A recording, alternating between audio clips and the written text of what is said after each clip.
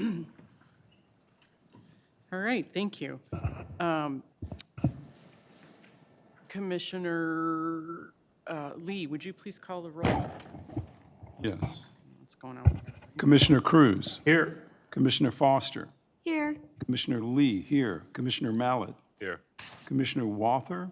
Here. Commissioner Watkins. Here. Commissioner Weber. Here. Chairperson Zuber. Here, thank you. Commissioner Singh is not here. Yeah, he is Verifying. excused. Okay. He is not feeling well. All right, thank you. And let the record reflect that we have Patrick Sloan and Aaron Schluto from the township, and we also have our attorney, Courtney Agrusa is here. So, very good, thank you. We have some minutes from May 4th. Madam Chair, I move to approve the minutes from May 4th. Second, Madam Chair. Okay, we have a motion by Commissioner Weber and support by Commissioner Watkins to approve the minutes. All in favor, please say aye. Aye. Any opposed? All right, motion carries. We have an agenda to accept. Is there anything to add or delete, Pat? Nothing to change on the agenda. Awesome. All right. Move to accept the agenda. Okay, Madam Chair. All right, we have a motion by Commissioner Lee and support by Commissioner Watkins to accept the agenda as presented. All in favor, please say aye. Aye. Aye. Any opposed? Awesome. Motion carries. Any communications we should know about, Patrick? No additional communications for this evening. Okay, excellent, thank you. We have a public comment section. We have public hearings tonight for the first two items. I am going to take a stab.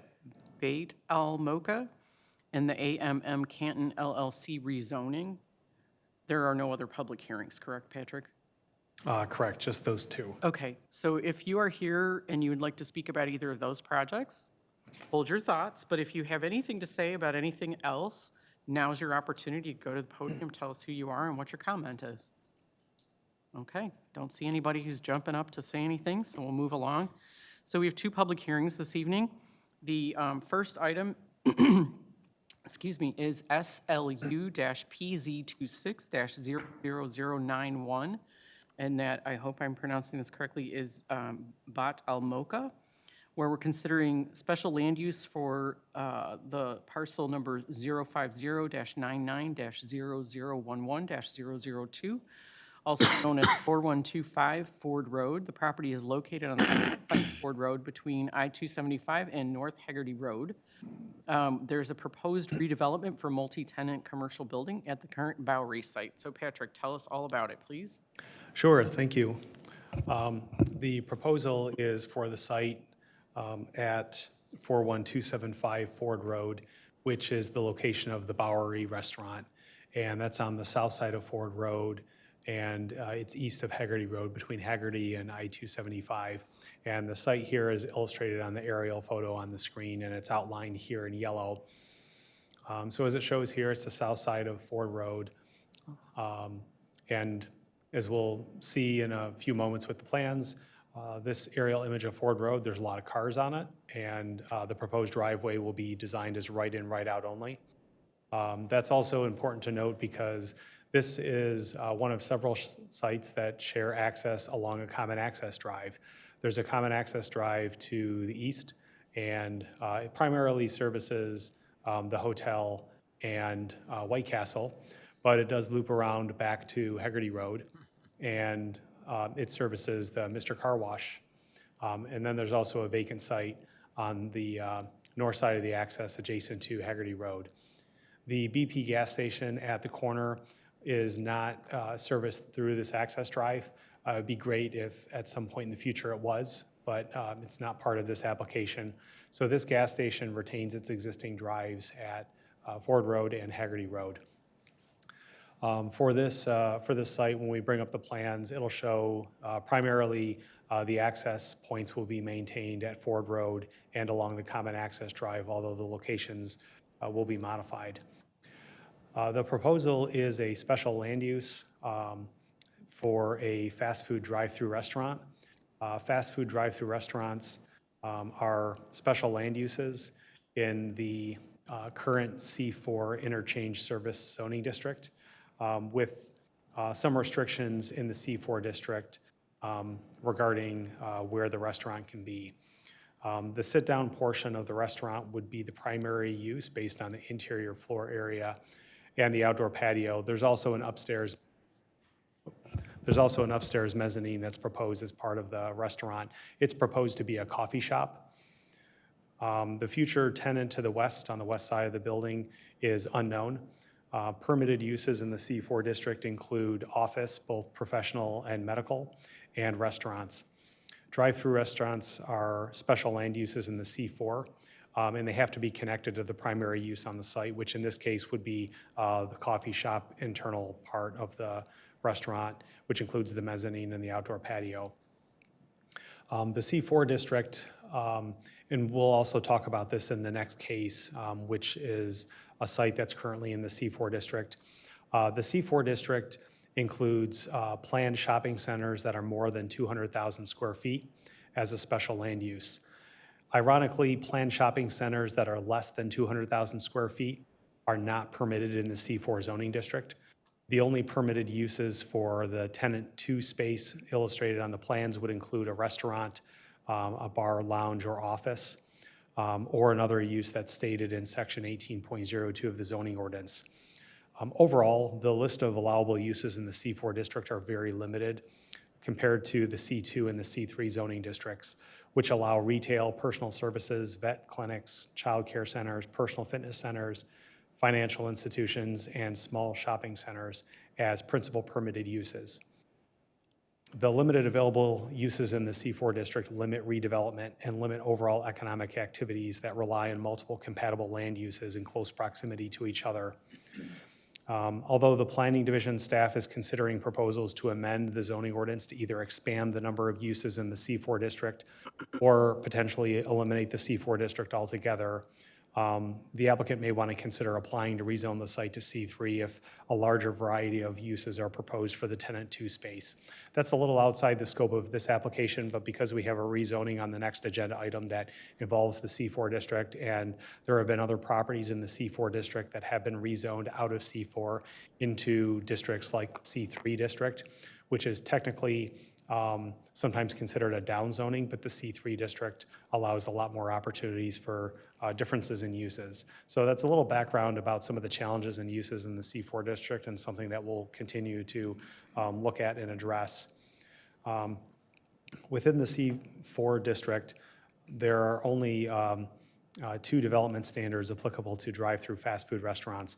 First, they have to be accessory to the primary use that's permitted in the district. In this case, it's a restaurant. The second is that the restaurant must be physically attached to the primary use of the site, which as a multi-tenant building, it would fulfill that criteria if the tenant 2 space is used as a permitted use in the C4 district. And again, some of those uses are limited based on the C4 district, but something for the applicant to consider either in tenant selection or if there's a future rezoning of the site. I'll bring up the plans here so that we can see, we'll look at the 2D top-down layout first. So I hope that comes in. It might be a little hard to illustrate and envision, but I will turn it 90 or 180 degrees so that north is up and Ford Road is on the north and up side of it. The site, as laid out, will have 2 access points. We'll retain the 2 access points that it has. There's the access point from Ford Road and the access point from the common access drive. In dashed lines on the plan, it shows the current location of those drives. So the access drive is shifted quite a bit to the west. There's a subtle shifting of the access from Ford Road. And again, the Ford Road is converted to a right-in, right-out only. Even though there's a boulevard project that's planned to begin as early as 2028 and conclude in 2029, there's been at least one other project on Ford Road where, as part of a special land use, the right-in, right-out has been implemented. The case that comes to mind is the Raising Cane's, when The TGI Fridays was demolished and Raising Cane's came in with a special land use for a drive-through fast food restaurant. It was a condition of approval that that right-in, right-out be installed, and that was. So that gets us a little bit of a head start on a precursor to the Boulevard construction project. In our staff report, we include some links to MDOT's materials on the Boulevard design. According to MDOT's project layout, the road widening will take place in front of the site, but the frontage sidewalk will remain approximately in its current location. Although final designs have not yet been finished, we're not aware of any additional construction activity southward onto the site itself. So in terms of the proposed layout, based on the information that we have at this time, it looks fairly realistic from a right-of-way and construction standpoint. If for some reason MDOT's project had to encroach into the site, based on those designs, it may encroach into some of the landscape depth area, but not on the site construction and development itself. One of the items that is designed that the applicant will request a modification from is in the central business district overlay, the zoning ordinance requires driveway spacing at least 230 feet on a road with a speed limit of 45 miles per hour. Though the Planning Commission can approve a modification, if the modification is no greater than necessary to provide safe and efficient access to the site. This is a determination that will be made at the time of site plan review. But in terms of the special land use, the existing drive is less than 230 feet from the drive to the west at BP and the drive to the east that is the common access drive. So regardless of where they put an access along the site, it will be within that 230-foot setback area. So although this is something that will be determined at the time of site plan review, this is also something that MDOT will have to review beforehand and provide a recommendation on in terms of what they'd be willing to allow in terms of a driveway placement on Ford Road. Some of the items that we mentioned that we'll note about the site is kind of going from the north side to the south side. There's an improvement in terms of the landscaping along the frontage. The central business district requires a 25-foot landscape depth, which is illustrated on the special land use plans. There's a connecting sidewalk between the Ford Road sidewalk and the proposed building with a crosswalk. Along the front side of the site, there are also bicycle racks. For the site itself, there is some outdoor area, a wider frontage sidewalk in front of the building that's for outdoor patio, for outdoor dining. There is calculated a sufficient number of spaces on the lot. Once final calculations are in terms of, at the time of site plan review, we can look at more specifically whether the parking standards of the zoning ordinance are met. With a multi-tenant building, typically different uses have different peak times. So if it's, for example, an office there, the office may get a steady stream of trips during the day and maybe not much during the AM peak time when the coffee shop will be at max capacity. There is a drive-through proposed on the east side of the proposed building, and the zoning ordinance requires that there be at least 10 stacking spaces behind a drive-through. The plan illustrates that there will be 12 stacking spaces, and the back half of the drive-through becomes a double stacking lane. So that's something that we are starting to see more often in our drive-through fast food restaurants. One of the things that we typically think about when there are fast food drive-through restaurants, especially newer ones that come onto Ford Road, is what happens when there are more than the 10 stacking spaces, so during the peak time. The auxiliary stacking is something that we would have to see during the time of site plan review. There are a couple options. One option is that if there is auxiliary stacking that takes place on the site going northward towards Ford Road, there is some room for auxiliary stacking, but it can only go so far until it becomes an impediment on the driveway. Alternatively, there can be auxiliary stacking southward onto the common access drive, where if there's more cars that are using the site, and if they come from Ford Road, then there could be a mechanism where vehicles are They go onto the common access drive, they somehow turn around, and then they stack up so that if there are backups, that happens on the common access drive and not anything that impacts Ford Road. With a coffee shop and having other coffee shops along the south side of Ford Road, notably Dunkin' and Starbucks, and I think Wendy's serves coffee. There are other places. I'm not aware of any stacking backups, and this is on what might typically be referred to as the morning side of the road. So if your traffic goes from west to east and it's going east to get on to 275, a lot of those turns for the coffee shop are going to be right in, right out.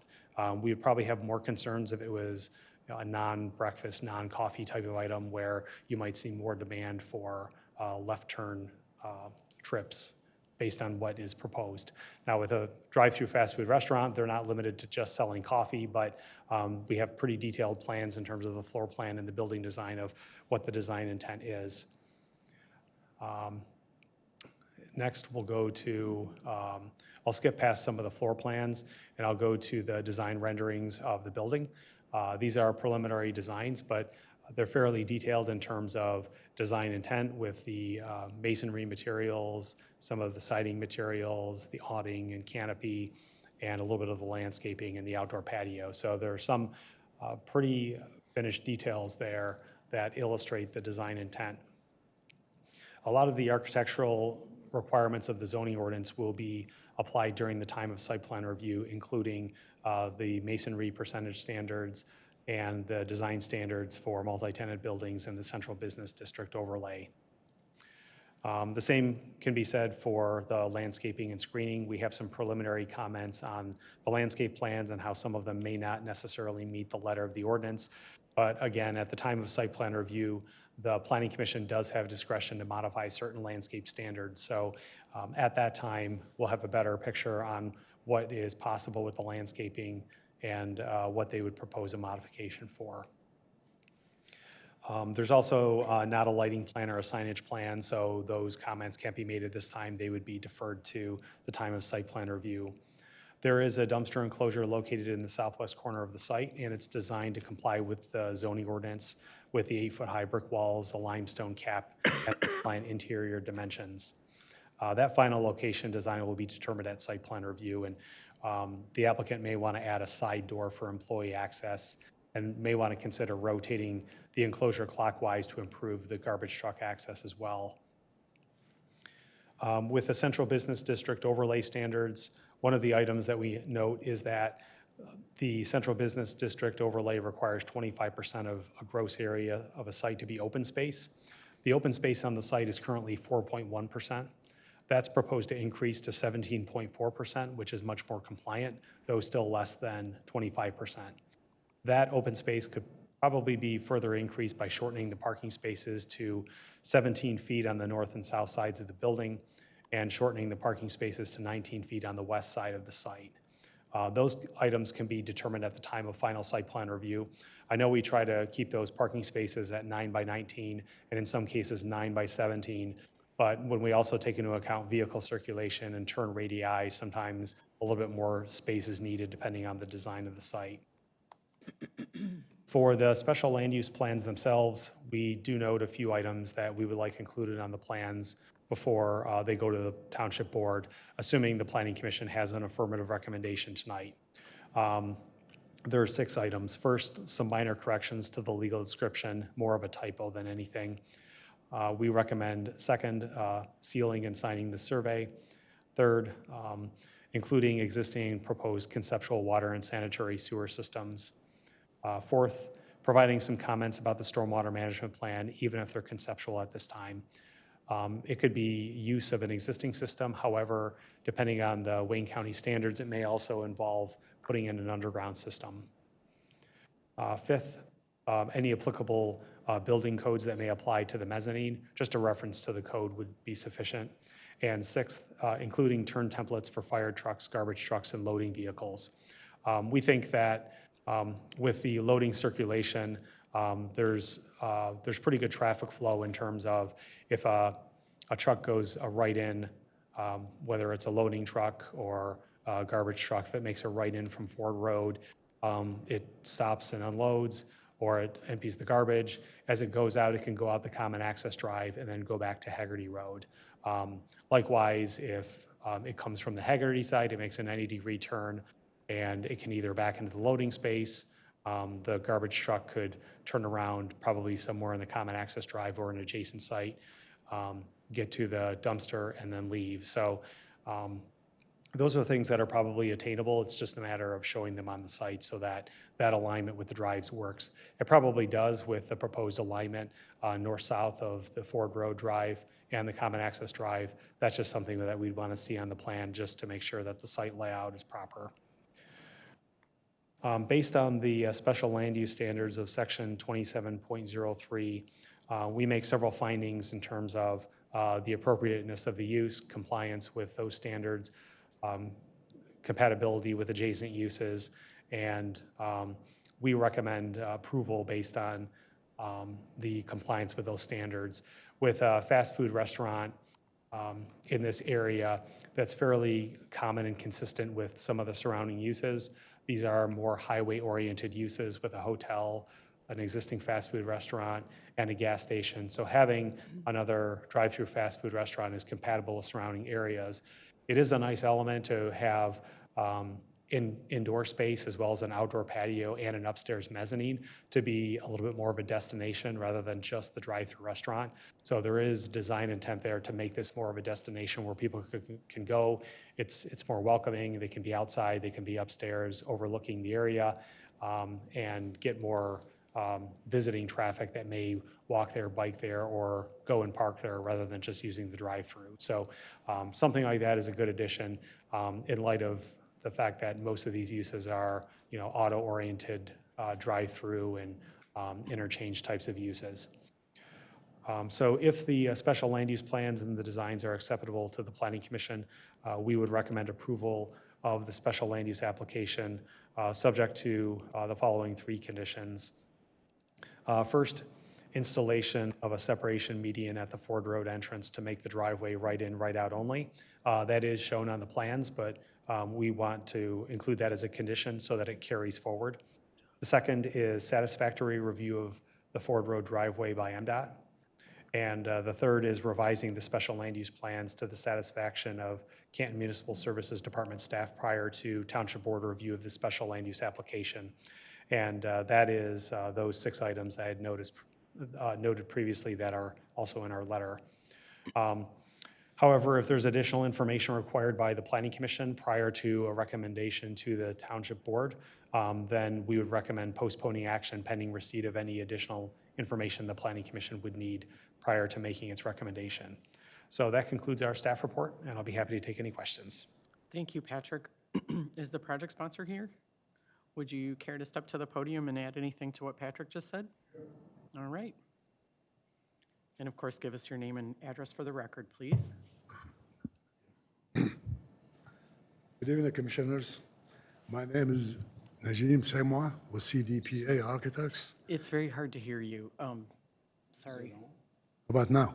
That's much better. Sorry. Okay. The mic is. My name is Najim Semois. I am with CDPA Architects, and we are the firm that developed these plans. So I really, after the detailed commentary by Patrick, I really don't have much to add, but I'll be happy to answer any of your questions. Thank you, sir. And we have a public hearing for this, so, I move to open the public hearing. all right. Support. All right, we have a motion by Commissioner Weber and support by Commissioner Foster to open the public hearing. All in favor, please say aye. Aye. Aye. All right. Anybody have anything to say about this project, public? I move to close the public hearing. All right. Second. All right, we have a motion by Commissioner Weber and support by Commissioner Watkins to close the public hearing. All in favor, please say aye. Aye. All right, excellent. I'm going to begin with Commissioner Watkins. Thank you so much. Thank you so much, Representative. A couple questions. So this one's a strange one. So I don't know if the bar is still operating, but when is the schedule for the demo of the existing building? And then second, I'm looking on the backside, south side, looks like there is a double stack on the vehicles, but I do see one kiosk. It sounds like there's there's not going to be double kiosk at all. You'll have to be right side service to cars that are in the interior. And just wanted to point that out in the design. At least it sounds like that's what it'll be. And then the last thing is wait a second, I was looking, I missed the bike rack. I don't know why I couldn't, okay, never mind. I think I see it now. Okay, got it. So just those two questions, demolition of existing, and I don't know if someone can help me. I actually thought Bowery was still operating, but maybe it is. Just those two questions. Thank you. As far as I know, the Bowery is still operating, and the operator is here tonight if you have any questions for him. Second, there are no demolition plans at this time. We will not obviously plan on any before the approvals are obtained.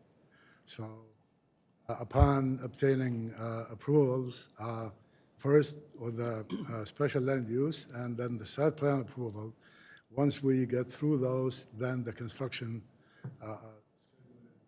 could begin at that time. I'm sorry, Madam Chair, if I could amend. And lastly, I don't know if you addressed the kiosk, but just before I we did get. not, no, not yet. Just before we get there, the status of the land sale, is there a letter of holding? What's the status? The land sale is being in process, basically, and it's contingent upon this approval that we are here for. Thank you. As far as the kiosk,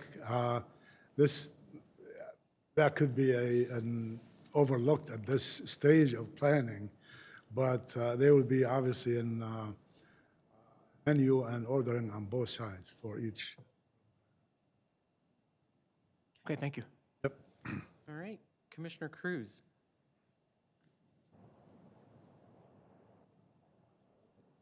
So you said, sorry. So the kiosk is double-sided? For two cars? Frankly, and to be honest with you, we have not, we've done double stacking projects before, and typically there's a kiosk on the driver's side. And Yeah. I believe that's what you're asking for, correct? Yeah, the way it's set up, Yes, it's not. You have Correct. a single island. You That's need correct. it both on the driver's side. correct, right? Okay. yes. But remember, this is a special land use hearing. Yeah, but I want to work out these issues so that when he comes back, that we'll be further along. So I am going to comment on this site plan. Is this a franchise? Is there another coffee place that you It have is a open? franchise. The client we work for, their name is World of Coffee. In the metro area, I believe they have 7 locations. Dearborn Heights, Ann Arbor, Madison Heights, and a couple of others. We are only working, this is our second location for them. And they have multiple other locations in different states. Virginia, Kentucky, and Okay. Texas, and Well, the reason I ask is coffee shops in particular can queue up quickly. And depending on how efficient you are, this could back up traffic. I agree. So I guess for future review, when the site plan comes in, maybe Wade Trim can just get that information from the applicant and look at the stacking and how it's gonna affect. We did raise this question because we did a couple of Starbucks as well. So we're familiar with the timing that it takes from the time you place the order until you get to the window. Yeah, And that is a science really by itself. So yeah. So I just wanna bring it to everyone's attention to look at that when that information comes in. The pork chop, I call it the pork chop at Ford Road, needs to be a little more defined in the directions, similar to Raising Cane's. And you brought that up, that's gonna be part of the condition, but Wade Trim should look at the geometrics when that pork chop is proposed. Let's see. You're likely gonna need detention, just so that you know that. You're over half an acre and the county, that's the threshold, just so you're not surprised by it. I You'll am likely aware, need underground detention. I am aware of the requirements, and we are currently developing a survey for property. The one we have is older, from 2016. Yep. And to the east, there's I don't want to get into the details right now. Sure, but it- I just don't want you to be blindsided. You understand. come in and you didn't know about it, and then it's a dead project, right? Appreciate that, but it seems like this site may have been addressed, Sure, but I'm going to reserve judgment until I have the documents in my hand. sure. Sounds good. Last thing, north arrow down, what happened there? Okay, sir. This is, and for architects and engineers, this is the ABC of design. North is always up. Yep. Okay? I'm just messing I, with you. I don't give an excuse to anyone for doing the north otherwise, okay? That's all I got. The issue is, we had the survey, and Yeah. we didn't want to do our north up and leave the survey. The survey is not under our jurisdiction. It's developed by a surveyor. So we did that so we don't create a That's confusion. fine. I was just messing So with we you. talked to the surveyor, and we told, I North can. down is it's a pet anyhow. peeve of mine. The surveyor claims that his previous client wanted the north Yeah. arrow to be down. I said, okay, whatever it is. Okay. That's all I got. Thanks. Yep. Tell them your current client wants it to be up. All right, Commissioner Lee? Yes, I was just curious on, this has a second floor, correct? Mezzanine. It's a Mezzanine. mezzanine, yes. How is that programmed? How would you use that? Is that in a seating area? Yes. Is it a dining? Okay. It is both seating and storage for coffee cups and, Okay. I was thinking, the reason I was asking, I was thinking you might have evening events or something like that. that could be, But- be. Oh, it's really not programmed yet? It is popular now to have these meetings in coffee shops and what have you. Okay. We have also recently completed the grocery and cafe on Denton and Cherry Hill. And they have a similar, we have there a similar design where you have a private conference, if you will. That's what I was thinking. Yes, Okay. So you thought about it. That's how I was thinking it was going to be. I was just curious. That's all I have. Thank you. Okay, very good. Commissioner Weber, geez. Generally, I don't have any questions. The big issue I had when I saw this was, my typical issue is traffic, but that, I think it's been being addressed as well as it can be under the circumstances. Do you have any idea what the second tenant space is gonna be? Second, not yet, no, I don't. Would it I would retail- imagine it's, at least what I hear from my client, is that they would like to have a complementary business there as well. So, but nothing has been decided yet, no. Okay. I don't have any further questions. Okay, Commissioner Foster. Yeah, I would say that my concerns were related to traffic, recognizing that this is a very busy area of Ford Road, and even with the access road there, it gets backed up on that portion of Haggerty as well. I agree with Commissioner Weber. I think it's being worked through, and I know that there is a condition in that we're want to have a conversation with MDOT about what happens related to the boulevard. So I will hold off on making any judgments until I see that, but I'm supportive for today. Very good. All right, Commissioner Wather, None for me. Commissioner Mallard. I'm good. Okay, very good. And I share the concerns that my fellow commissioners have stated, especially about the north arrow. Fellow architect, like, But anyway, we figured it out, so, I know, I have a black eye. it's okay. All right, anybody want to make a motion? I'll make the motion. Okay, I move to recommend approval of planning application PZ 26-00091 for a drive-through fast food restaurant special land use at 41275 Ford Road, parcel number 050990011-002, as the application meets the special land use criteria of section 2703C of the zoning ordinance pursuant to the information and plans provided in staff's analysis of section 2703, subject to all state, county, and township requirements, and subject to the following conditions. Number one, installation of a separate median at Ford Road, entrance to make the driveway right in, right out only. Number two, satisfactory review of Ford Road driveway by MDOT. And number three, revising the special land use plans to the satisfaction of Canton Municipal Services Department staff prior to Township Board review and of the special land use application. Support. all right, we have a motion by Commissioner Mallett and support by Commissioner Walther. Any further discussion?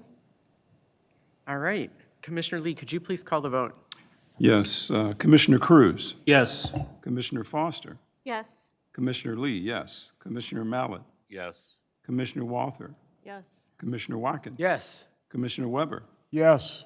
Chairperson Zuber. Yes, motion carries. Thank you for your time. Thank you, wish you the best of luck. Yeah. All right. Next item on our agenda is also a public hearing. It's RZ-PZ 26-00096, which is also known as AMM Canton LLC rezoning, where we're considering rezoning for parcel number 047-99-005-001, also known as 41190 Ford Road. This property is located on the north side of Ford Road, between Interstate 275 and North Haggerty Road, so right across the street from the Bowery. Proposed rezoning is from C4 Interchange Service District to C3 Regional Commercial District with no changes to the CBD, which is Central Business District overlay at the former Bob Evans site. Patrick, tell us more. Sure, thank you. The applicant proposes to rezone the parcel at 41190 Ford Road, which is located on the north side of Ford Road between Haggerty Road and I-275. It's the site of the former Bob Evans restaurant, and as you stated, right across the street from the Bowery. So same area, same line of cars that are backed up there that we can see. If the parcel is rezoned to C3, the applicant intends to apply for a special land use for a fast food drive-through restaurant. So referring back to the previous case, that was a drive-through restaurant in the C4, but it's affiliated with a principal land use, which will be primarily a sit-down restaurant, as well as that tenant two space that would have to be a permitted use in the C4 district unless that property has a rezoning application similar to the present application. In this case, the proposal is to have a standalone fast food restaurant, single-use fast food restaurant. In order to do that, the property would have to be rezoned to either the C2 or the C3 zoning districts. In the C3 zoning district, drive-through fast food restaurants are special land uses, and they can be standalone, single-use fast food drive-through restaurants. The first thing I'll mention is that with the application being only to rezone the site from C4 to C3, it's not a recommendation or a tacit approval or disapproval of the conceptual plan that's included, because it is possible that the property could be rezoned to C3, but that a special land use application is denied or has specific conditions that are applied to it in the future that are not necessarily discussed or applied at the time of rezoning. The application for this site is a straight rezoning to C3 and retaining the CBD overlay. It's not a conditional rezoning application, so there have been no conditions proposed. It's just a binary whether to approve a C3 district or not.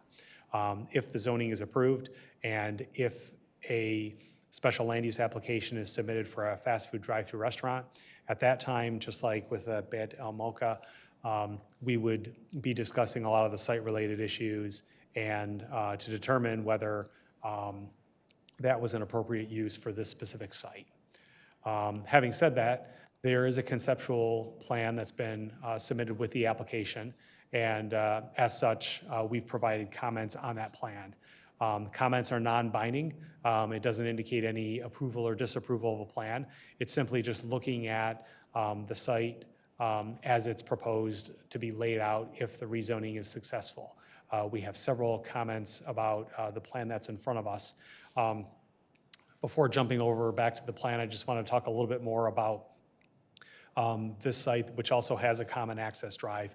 So similar to the site to the south that has a common access drive that feeds multiple uses, this site on the north side of Ford Road has a very similar drive where there's a common access drive that's actually located on the property, but it serves multiple properties that comes from Ford Road northward, and it services the Bob Evans Restaurant.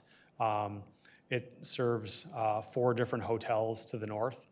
And then this drive goes east to west. And on the north side of this drive, it serves Tim Hortons.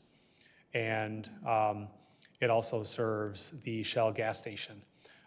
For those of you who were on the Planning Commission a few years ago when the Shell gas station was approved, prior to that approval, I think it was a Sunoco, and it did not have access to that common drive. So when that gas station was approved for redevelopment, and there was the new gas station, there's the convenience store and the Soroki's, they got access to this common access drive, and it provided a lot of relief to Ford Road and Haggerty Road by being able to use that common access drive for people who wanted to use the gas station. They could now get in through the common access drive, or if they were guests of the hotel or going to any of the restaurant uses, they could use the common access drive to get to the gas station without having to get onto Ford Road. So that took some of the trips off of Ford Road. Not much would be proposed to change with the common access drive. The common access drive would be proposed to keep the current access from Ford Road and then keep the loop over to Haggerty Road. Looking at the conceptual plans and some of our comments about that, so some of our comments just about the conceptual plan is that first is the actual use itself, the design. That would be something that would be discussed in more detail at the time of special land use review if the rezoning is approved. Our next comment is with the construction of the Ford Road Boulevard to start as early as 2028, we would recommend converting this access drive from Ford Road to a right-in, right-out only prior to that boulevard construction to get that done as soon as possible. As you could see from that aerial, making a left turn lane or making a left turn from this common access drive onto Ford Road, it's really dicey, but it is something that people try and attempt. So having the right-in, right-out access as part of a future site plan, a future special land use plan is something that we would push for at that time. Looking at this plan, the drive-through traffic would have to make a 180-degree turn to enter the drive-through lane. So if someone is driving through the site, they are just south of the dumpster, they're going in the drive-through lane, there's almost a 180-degree turn, like a hairpin turn to get into the drive-through lane. Depending on what kind of physical barriers there are, if there's a large vehicle or if it's towing something and going through the drive-through, that could be a point of contention. In terms of the building location, it's pretty far from Ford Road with large parking areas between the building and the road. We would recommend considering designs that could locate the building closer to Ford Road and reducing the number of parking spaces in front of the building. With a standalone fast food restaurant, the number of parking spaces is probably going to be less than what's shown on the plan and less than the minimum that the zoning ordinance requires. A lot of these single-use fast food drive-through restaurants, they just don't get the parking that either they used to get or the reasons the zoning ordinance was written with so high a parking standard. But in any event, the site could help with some reduced parking in terms of providing some relief. For example, the angle of the drive-through turn of being 180 degrees, as well as some of our other staff comments. The drive-through consists of 2 lanes that far exceed the minimum of 10 stacking spaces required by the ordinance. Depending on the end user and the traffic impacts at its other locations, an off-site auxiliary stacking plan may be required at the time of special land use review. And we saw this during our review of the Raising Cane's. When we reviewed the Raising Cane's application, the right in, right out onto Ford Road was a must. Also, knowing who the end user was, knowing that this was going to be the first drive-through Raising Cane's in Michigan, and knowing that there have been other Raising Cane's across the country that have had drive-through backups, we wanted an auxiliary stacking plan at the time of special land use review. And in that case, it showed auxiliary stacking onto the shopping center to the north and to the west. Unfortunately, that auxiliary stacking plan in the case of Raising Cane's was not sufficient because demand far exceeded that. But the good news is that we did go through that planning exercise. We thought about it, we talked about it, and we engaged our police department, we engaged the user as they got closer to opening, and we were able to use that planning exercise as a basis for getting even more auxiliary stacking spaces off-site for the Raising Cane's restaurant. So that led to very few backups onto Ford Road and Sheldon Road based on the design and the execution of that auxiliary stacking. So that just goes to say that whatever we end up doing, if we get to special land use review, it will be a planning exercise, it'll be a worthwhile exercise, but at the end of the day, the police department would have to be heavily involved with working with an owner on the execution of that auxiliary stacking. What we think would have to happen is if there was stacking that backed up beyond the drive-through, there are places internal to the site where stacking could go. But if the stacking goes off-site, we would want to get that stacking to go northward towards the hotels. There's plenty of pavement, plenty of drive, plenty of circulation parking areas for vehicles to turn around and stack up. In the case of Raising Cane's, there was a temporary closure of a drive from Ford Road. In this case, I'm not sure a temporary closure of this drive would be feasible. So I think what it would take is having staff directing cars north on this common access drive, finding an off-site place to turn around and start to stack up using that drive. That could be a pretty detailed exercise that we would go through in a lot more detail during the time of special land use review to see if something like that is even feasible. At the time of special land use review, the end user will have to be known, and depending on that user, we may have to have a robust off-site stacking plan. So I think that may be possible, but it is something that we want to know at the time of rezoning, just to anticipate potentially going through that exercise once again, like we did with Raising Cane's. There's a 25-foot landscape berm required along the front lot line adjacent to Ford Road.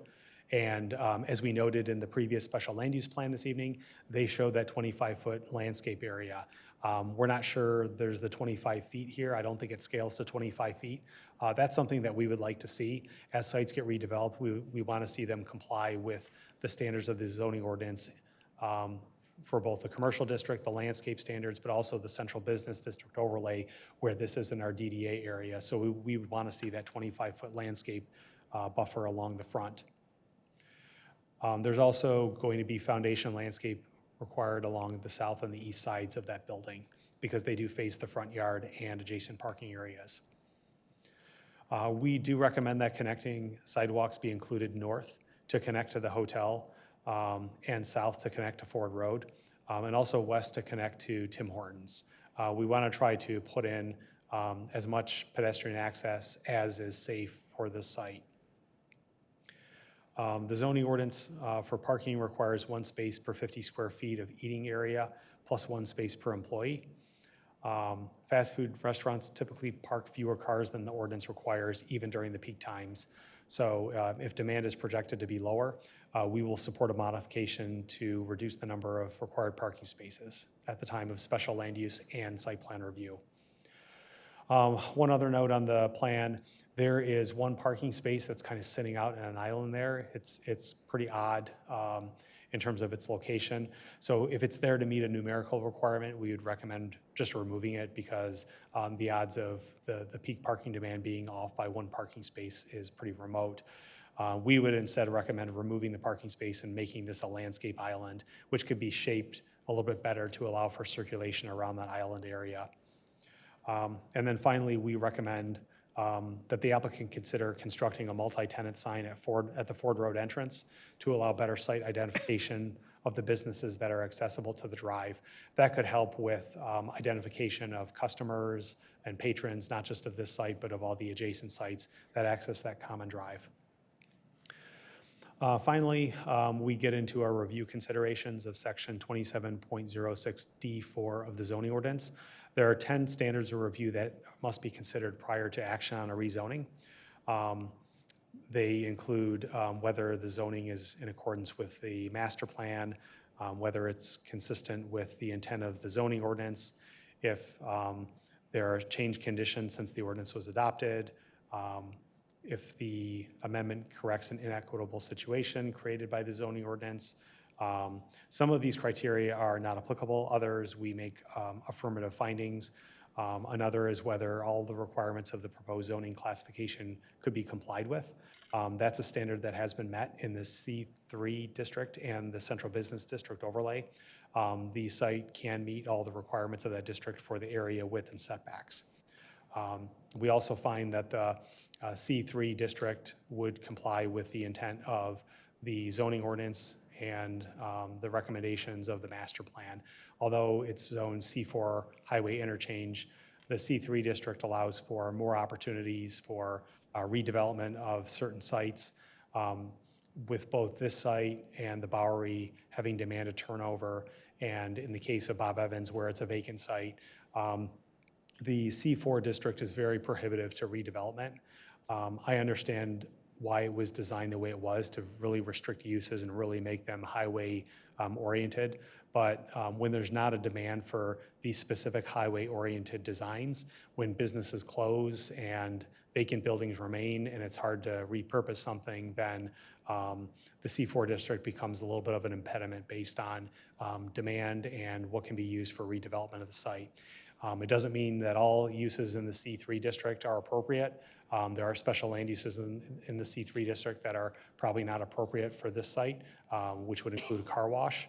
But the C3 district has many more uses like multi-tenant centers and some of the things we mentioned during the previous case, that if it's not proposed as a special land use for a fast food restaurant, there's a number of other uses that could aid in the redevelopment of the site for a more suitable use in the C3 district versus the C4 district. The proposal is consistent with existing land uses on surrounding properties. Hotels located to the north, even though the surrounding areas are C4, the hotels to the north, there are also special land uses in the C3. The Tim Hortons to the west, fast food drive-through restaurant, is a special land use in the C3. And the Shell station farther to the west, gas stations are special land uses in the C3 district if they are the redevelopment of an existing gas station, which the redevelopment of the Sunoco and Shell was, or if it's affiliated with a retail use at least 50,000 square feet.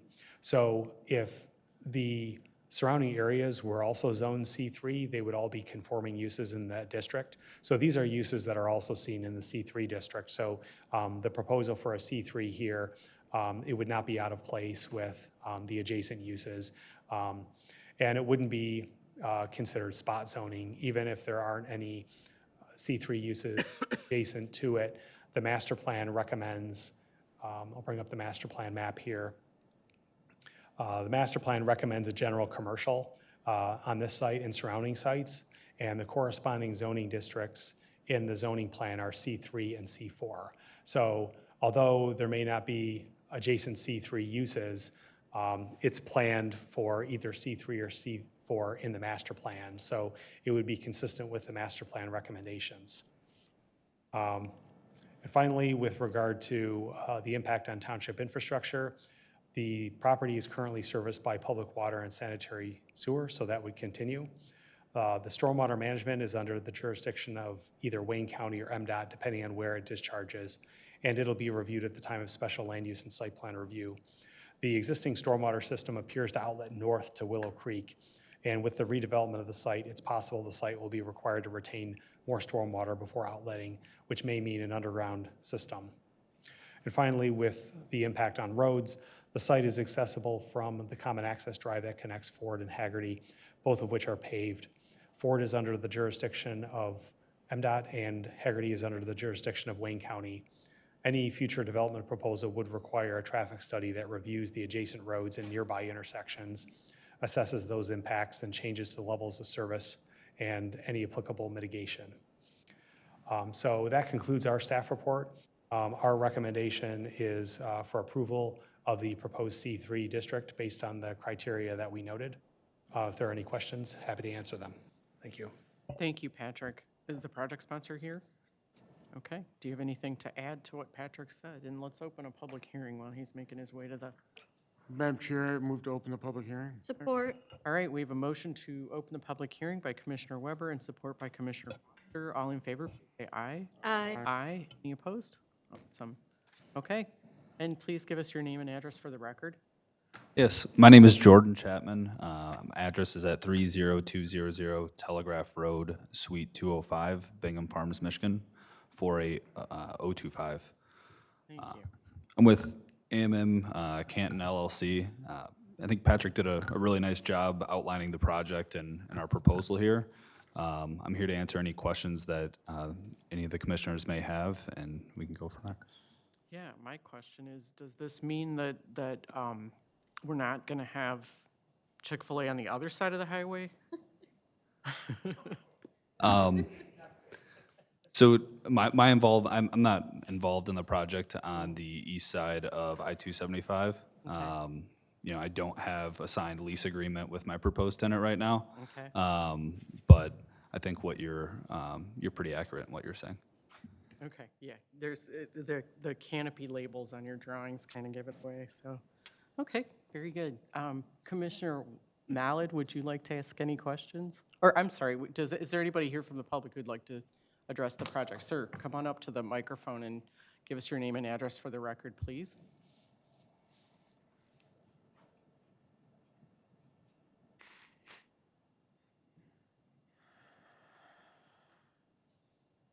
My name's James Arango, and I represent Canton Field Hotels, which are the hotels behind this property. That common road that is supposedly supposed to be used, traffic on that road is terrible as it is because they tend to go through the hotel roads. There's another exit on the north end of the hotels where they start using that and they race up and down the hotel roads. So that first public access, have maybe 10%, 20% go through there, but the rest of them are cutting through the hotel's driveways, which causes a lot of traffic, causes a lot of damage to those roads. We just had them repaved last summer.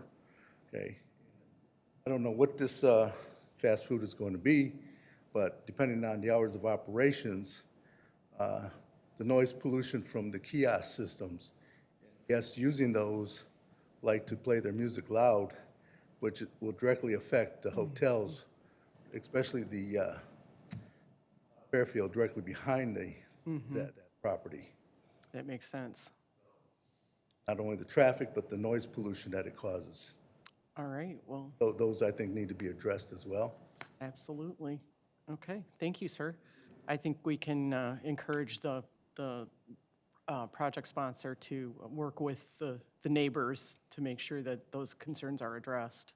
Absolutely. I've been in contact with our neighbor Akron to the north, and I've reached out to the parcel that's slightly to the west of us as well. So trying to be proactive and a good neighbor. Very good, okay. Anybody else from the public want to address us about this project? Madam Chair, I move to close the public hearing. Okay. Support. All right, we have a motion to close the public hearing by Commissioner Weber and support by Commissioner Foster. All in favor, please say aye. Aye. Aye. Any opposed? Awesome. Okay, finally, I can go to Commissioner Mallard. Do you have anything to say? Well, I agree on the site plan, that drive-through turn is kind of tight. It's very tight. So when they take a look at that, I think, yeah, I agree with Patrick's comments on maybe trying to be able to rework that to make that a little easier to navigate around. But can we ask him what is going there, or is that, I don't have a signed lease with my tenant we yet, don't so have a sign? Okay, we are negotiating. okay. The site plan has labels on it that certainly indicate Chick-fil-A, Okay, and he didn't deny that. okay. I mean, if it's a Chick-fil-A, I mean, that's, Well, Well, we can't, no, no. Well- can't can't assume that. we'll address that when the time comes, yeah. yeah. No, that's it. I mean, that's the only comment I had. Thank you. All right, Commissioner Walther? Yeah, that's a very rough conceptual plan, so I don't really have any comments on that because it will be further refined once we've gone through this. Let's hope so. approval. I'm good. Okay, Commissioner Foster? I have the same concerns about traffic, but I'm okay with the rezoning, but as always, I want to learn more. Commissioner Weber? Yeah, I think the rezoning is fine. I think my concerns are probably more applicable when we get to site plan and/or special use review. I do have a bit of a concern about the access road that goes out to Haggerty, just from the standpoint, and I don't know what the answer is, to be honest with you. Just from the standpoint is, I see cars that go out there and try to turn left onto Haggerty to get to make the left-hand turn from Haggerty to Ford Road. And generally, it's not too bad, but when that left-hand turn lane gets jammed up in the mornings, particularly with truck traffic, and it's usually in the mornings, but it can be on the weekends too. I cringe sometimes some of the movements I see people making as they turn left out of that access drive and wonder why we don't have more accidents there. I don't know if it would be a candidate for a signal at some point or what, I don't know the answer, but it's probably something we address when we get to the special use and site plan review portion of this process. Other than that, I'm fine with what I see right now. By the way, I do agree with Patrick, as far as the site plan goes, I agree with Patrick's comment about trying to move the building forward to eliminate some of that abundant parking at the front of the building. Okay. Commissioner Lee? Yes, thank you. Just so that I understand this before I comment, do you have two drive-through lanes with two separate servicing, meaning on the right side and the left side as you're going through, you can service two lanes at the same time? That is correct. Okay, that's why this looks so familiar to me. I got a question. Absolutely. I have a stalled vehicle in the middle of your lane here. What do I do? Is it a stalled vehicle? Yes. Yeah, I think a lot of that would be deferred to the tenant's operation. I know that in the event of emergencies, from like a life and safety perspective, the staff's trained to navigate and clear the Let drive-through. me tell you why I'm asking, though. Yeah, The absolutely. reason I'm asking is that there's no relief. Meaning, if I get in here, and I like this site better, I have to say, because now you can kind of see everything openly before you get the commitment to actually go into a drive-through, which is good.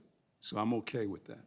But I'm thinking, if I have a vehicle here, why isn't there some kind of relief where I can get out of line? That's all I'm asking. Because the double drive-through is already there, but if I got a vehicle and I need to get out of line, I got a kid that's sick, I want to get out of line. You get what I mean? Yeah, I'm How following. can I do that? And I think you got enough space here, you might be able to pull it off, particularly if you move the building as the planning has suggested. But no one ever looks at that. That bothers me. It's like, you're in, you're committed, and whatever happens, you got to finish your route through. That's a concern I have, that's all. I don't know how you remedy it. This is preliminary, but I wanted to get that idea out there, that somebody's at least thinking that, maybe I can get out of here before I get to the window because I got to do something else. That's all I'm saying. Yep, and I will plan to come back if this application's approved to move forward. That's something that we can come back prepared to talk more on at special land use and site plan approval. Thank you. I appreciate that. One other thing. You mentioned, Patrick, that this entry, the main entry, you're going to put a right turn only. Is that right? At the time of special land use review and site plan review, similar to the Beta El Mocha on the south side. Yes. If we were at the time of special land use review, we would absolutely recommend a right in, right out turn and subject to MDOT approval with that. And that sounds great, because now we're getting ready for the right turn only four-door construction. Thank you. That's all I have. Thank you. Okay, Commissioner Cruz.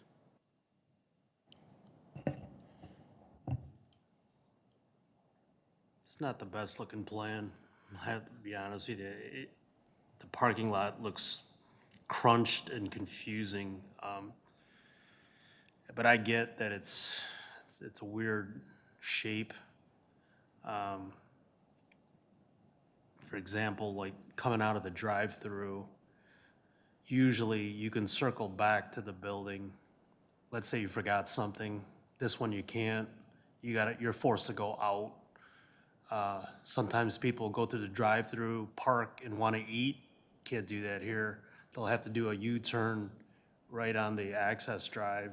So it's just some things to look at. And I know you're not really there yet, but the plan needs to be cleaned up a little in terms of efficiency. You've got that one little parking space dangling in the middle of nowhere. Those can't even be islands. Those are likely going to be striping. So it's dangerous for anybody to park there. They'll be surrounded by traffic. Just some things to look at. I'm okay with the rezone. Just take a closer look at the site plan layout. Absolutely. We've been looking at it pretty significantly since even getting this review letter. Yeah. So there are some comments that have been made that are already in the works, and I'm confident in PEA's ability to address these concerns. Yeah. The last thing, the township should make sure that all the shared use access agreements are in place and the maintenance that this gentleman brought up. If certain entities are using the road more as a cut-through, then those agreements should be in place and not at the time they're gonna open and then it's stalled. I've seen that happen. But there's a lot of shared use drives within this development. We just need to make sure those agreements are recorded and they're satisfactory. That's all I got. Patrick, would you be able to pull up the survey? So I believe from an easement perspective, these easements are all documented. The conceptual plan, the lot line was actually not accurate on the west side. So that access drive is on our property, and based on my interpretation, our attorney's interpretation of the easements, they are in place, they're recorded, and the maintenance responsibility falls on us as the property owner of the, or future property owner of the Bob Evans. But I think that's fine, but I think Commissioner Cruz might be referring to the other shared access, like the one on the north side, and then what'll have to be addressed is what this gentleman's concerns are about traffic utilizing the hotel parking lots as a cut-through. I mean, and whether that's an enforcement issue or whatever, that shouldn't be happening. So those are things that have to be addressed at the site plan level.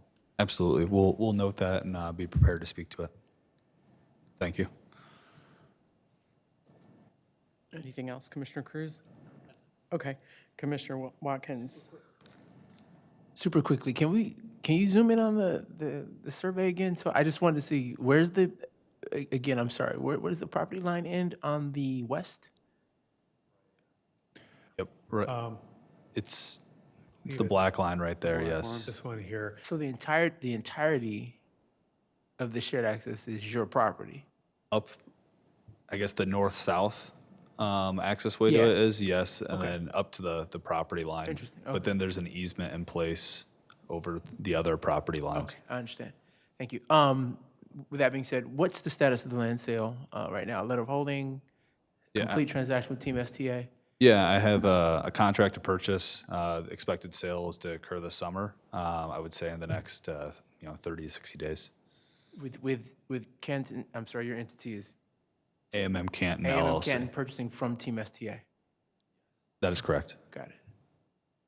And then, I mean, I have to agree, I'm fine with the land use change. I think it's kind of, I saw some of the parking spots right there at the ingress. It was, yeah, I'm sure you'll go back and get it right. I just, for my commissioner colleagues, man, unnamed chicken place at the corner of Ford Road and 275, have mercy. Have mercy. Thank you, Very Madam Chair. chicken place. Yeah. Okay, yeah, I mean, I agree with the concerns that have been raised about, being a good neighbor and the circulation and that floating parking spot, things like that. So, I look forward to seeing the next iteration of the plan, though. Real quick, this is just kind of a observation. Given what we saw happen when Raising Cane's open with the traffic, I would highly encourage you to get all your ducks in a row as far as how you're gonna manage traffic when this opens, before you come back with because Patrick said that. I know he did. Yeah. I'm just reconfirming it's gonna be imperative. And granted, it's probably a short-term problem, relatively speaking, but it's a problem nonetheless. I mean, we can't have Haggerty Road and Ford Road getting shut down because of traffic at the chicken restaurant. So, Understood. And by ducks in a row, you mean have the traffic impact study ready as well as a traffic management plan for the opening plan- or the plan- honeymoon or whatever the you may plan call in it. particular, yes. Yep. Traffic management plan, yes. Understood. We'll have that ready for you. Okay. And then to add to some of the staff comments based on what we heard during the public hearing and during deliberations, one of the things that special land use review that we will ask for is our sign ordinance allows for accessory wayfinding signage that can be on a site and can be off the site as part of a larger center. So we would look for accessory wayfinding signage that's off the site that directs customers in and out of this site, as well as customers of the hotel, just to manage trips in and out of the center. Okay. Anyone want to make a motion? Sure, I'll make the motion. I move to recommend approval of the request and plan application PZ 26-00096 to rezone parcel number 047-99-0005-001 at 41190 Ford Road from C4 Interchange Service District to C3 Regional Commercial District with no changes to the CBD overlay zoning in accordance with the application materials submitted with the application, as the proposal meets the standards of section 27.06D4 of the zoning ordinance stated in the staff report. Based on the following findings: 1, the proposed C3 zoning district is in accordance with the basic intent and purpose of the zoning ordinance and is consistent with the master plan, including the future land use map and zoning plan. 2, conditions have changed since the zoning ordinance was adopted, and the proposed rezoning to C3 will correct an inequitable situation and not grant special privileges. 3, the zoning amendment will not result in unlawful exclusionary zoning and will not set an inappropriate precedent. 4, the proposed C3 zoning is consistent with the existing land uses of surrounding property and is consistent with the trends in land development in the general vicinity of the properties. 5, compliance with the standards of the C3 zoning district and the CBD overlay is attainable. And 6, the proposed C3 zoning by itself does not result in negative impacts on the township infrastructure, with the final determination to be made during development application review. Do we have support? Support. All right, we have a motion by Commissioner Watkins and support by Commissioner Foster. Any further discussion? All right, Commissioner Lee, could you call the vote, please? Yes. Commissioner Cruz? Yes. Commissioner Foster? Yes. Commissioner Lee, yes. Commissioner Mallett? Yes. Commissioner Walther? Yes. Commissioner Watkins? Yes. Commissioner Weber? Yes. Chairperson Zuber? Yes, motion carries. Good luck. Thank you. Look forward to coming back. We'll see you again. Be prepared. Yeah. Madam Chair, point of information on, is adjacent to this, through you to Patrick. We are done with any off-ramp MDOT improvements as it relates to Ford Road expansion. Am I correct in saying so? And that work would begin at the point of Haggerty heading westward and not between freeway off-ramp, between Haggerty and freeway off-ramp? That's a good question. I don't know the answer to that in terms of any kind of off-ramp work. Okay. I know that some of the links that were in our staff reports that referred to MDOT's project, I know their preliminary plans, they show some boulevarding there, but I don't recall what they had in terms of at those off-ramps. Thank you. There are some links in there, in the report. I don't know if you saw that, but. It's in the report for the first project, for the Yes. first. Yeah. Okay, got it. Okay, maybe, okay. Thank you. It wasn't. Thank you. Yeah. So moving right along, we have some old business. We have item 133-SPX-8759, the Canton Western Wayne Building, where we're considering site plan modification on parcel number 133-02-0058-000, also known as 44508 Geddes Road. That property is located at the northeast corner of Geddes Road and Herbie Road. And this is a proposed landscape modification. So Patrick, tell us all about it, please. Sure, thank you. At the March 2nd Planning Commission meeting this year, the Planning Commission recommended approval of a site plan for the Canton Western Wayne building renovation for growth works at the northeast corner of Geddes Road and Herbie. And one of the conditions was compliance with the landscape standards with respect to a berm. And specifically, that was having a berm for a non-residential site, which is highlighted in yellow. The ordinance, zoning ordinance requires that where there's a non-residential use in a residential district like this site, if it's adjacent to residential uses or a district, it has to have a landscape berm along its perimeter. And so at this time, the applicant is asking for modification from that requirement of the ordinance in accordance with section 5.07 of the ordinance that allows the Planning Commission to grant modifications. And some of the reasons are that there's roughly half the site on the east side. It's unknown how that will be developed.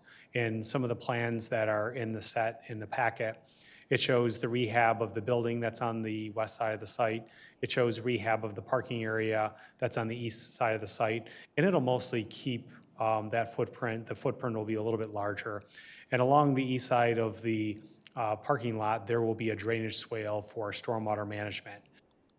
So the options are to either, if there's a berm just east of the parking lot, that will interfere with the drainage swale, and it may preclude potential future development or use on the east side of the site. If the berm was to be all the way on the east side of the site, there's the requirement to extend irrigation. That could be prohibitive and also preclude development east of that. So in lieu of the full 4-foot-high landscape berm, what the applicant is proposing to do is put in a 6-foot-high solid fence along the east side of the parking lot. That will provide the screening from the parking and the building from residential properties to the east. In this case, will be pretty far to the east. There's quite a bit of land there between the east side of the parking lot and the developed area and nearby residential uses. In addition to that, the applicant is also proposing to have landscaping along the fence to provide that additional landscaping and buffering. So I'll bring up the plans here. So we've seen the plans before regarding the construction. There aren't any changes there in terms of the proposal of the building layout, the parking, things of that nature. And after the Planning Commission had recommended approval, the Township Board subsequently approved the site plan. So in terms of the development layout, that's fairly fixed. Really what we're talking about right now is changing the landscape buffer standard, not putting that all the way on the east side, and then On the plans themselves, it does show a fence go along the east side of the site, and then there are trees and there's deciduous, ornamental, and evergreen trees along that east side to provide that landscape buffering. So our staff recommendation is approval of the modifications for the Canton Western Wayne building renovation as follows. First, pursuant to section 5.07 of the zoning ordinance, approval of a modification to the requirements of section 5.03D1 to permit a solid 6-foot-high fence in lieu of a required wall or a landscape berm east of the development. And second, pursuant to section 2.16B of the zoning ordinance, allow approval of modifications to the requirements of section 2.20F4A, which is the fence portion of the zoning ordinance, to permit a 6-foot-high fence on the site to be located in a side yard or front yard setback, provided the fence meets the required 40-foot front yard setbacks of the zoning district. And the reason for that is our fence standards, they don't allow fences within a front yard setback in a residential district. It's to keep the aesthetics of the district and mostly for neighborhood development.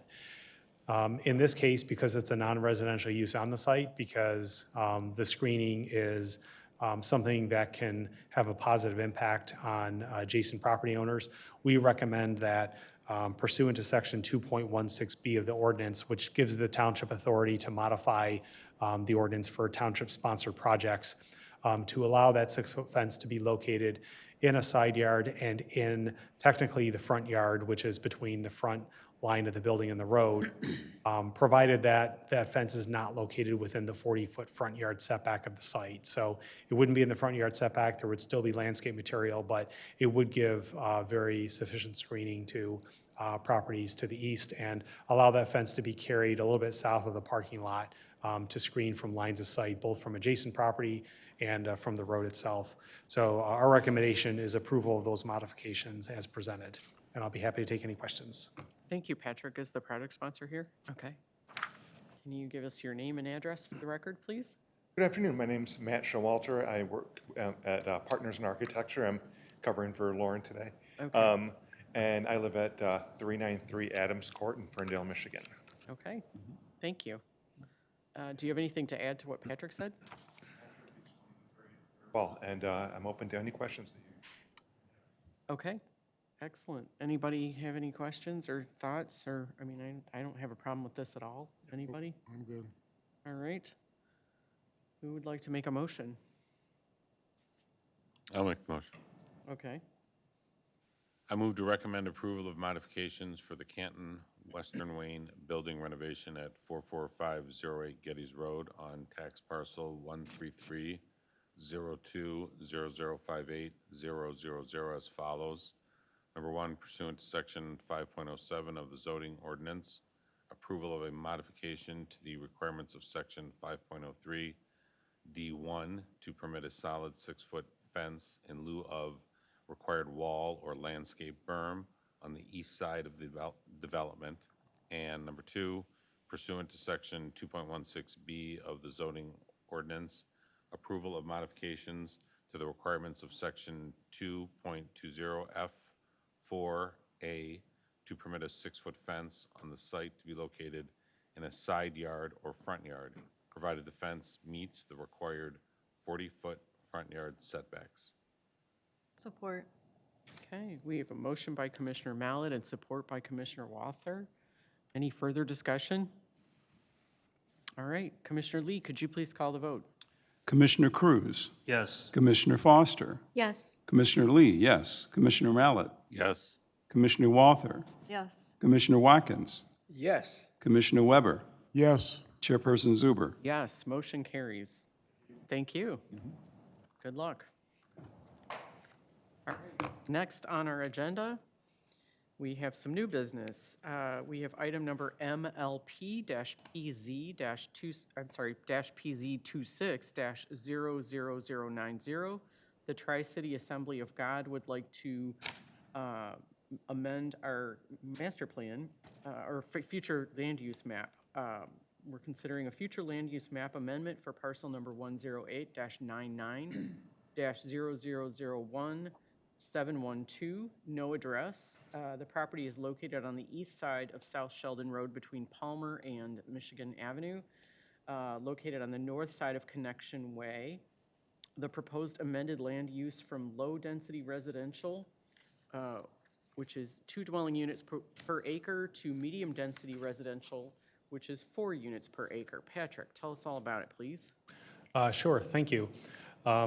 There is an application that the Planning Division has where an applicant can apply to amend the future land use map of the master plan to some other classification. And there is nothing specific in the Michigan Planning Enabling Act that allows an owner to make an application to amend the future land use classification on a map. But we're able to have that process locally and allow those applications to be considered. But in order to officially initiate an amendment to the master plan, that would have to come from the Planning Commission or the Township Board. An applicant can't unilaterally initiate an amendment process for the future land use map of the master plan in the same way that an applicant can initiate a rezoning process where there's a public hearing, there's an official review before there's a determination. Here, the determination of whether to even initiate that amendment process is up to the Planning Commission and the Township Board. So to review that, we've had these before in my time in Canton. I think we've probably had maybe 3 or 4 applications where an applicant had proposed an application to amend the future land use map of the master plan. And there are several review considerations that we look at in terms of how to apply the request in the application with a recommendation of whether to initiate an amendment.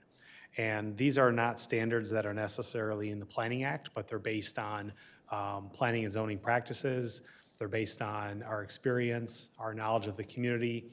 And in this case, what sets this apart from all the other future land use amendments that we've considered is that we have a relatively new master plan that was recently adopted last year. It had robust public participation, community involvement, master plan advisory committee, open houses, multiple meetings of the Planning Commission, work sessions, joint meetings. So there was a very robust approval period, and it was a brand-new master plan. So the first criteria that we look at is the recency of the master plan. And the current master plan was adopted last June, so it's about a year old. It doesn't mean that it's not appropriate to initiate some sort of amendment if it's warranted for some reason. And that's subject to the Planning Commission and the board review. The master plan is a living document, so it is something that we continually review and look at for potential future updates when we see them. The second is looking at the existing policies of the master plan. Again, the application is to amend the future land use map. The application is not to amend any of the master plan policies. So any application to amend the future land use map, it has to be supported by the existing policies of the master plan. The township allows for the application, but it doesn't necessarily give the right to have that initiation approved to start the review process.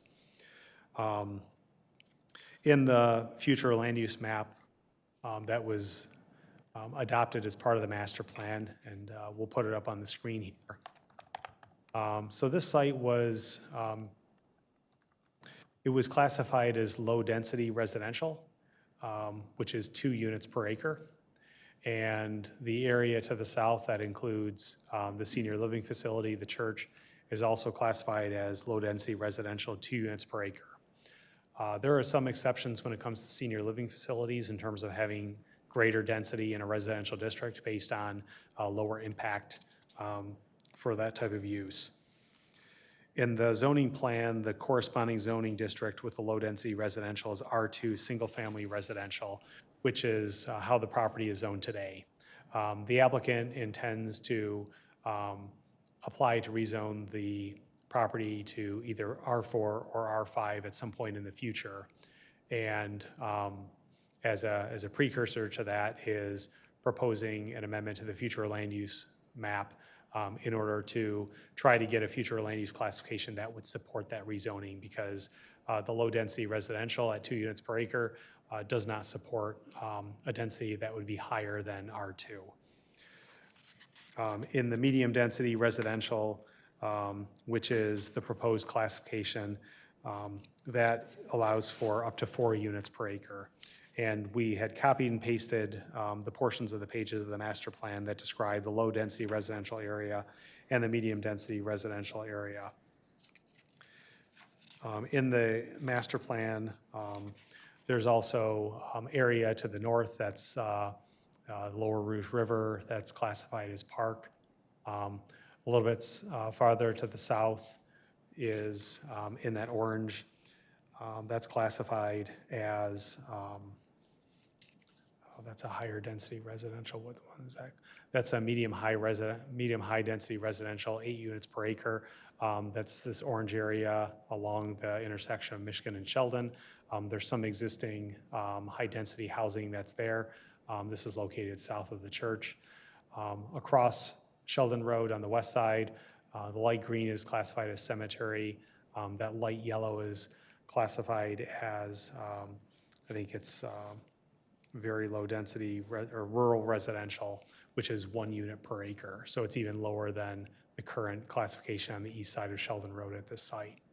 And then to the southeast, it's classified as mixed use in this purple area. A lot of this area is being used for the Redwood Marketplace development. That's a mix of attached single-family residential with commercial uses in the future along the frontage portions of Michigan Avenue.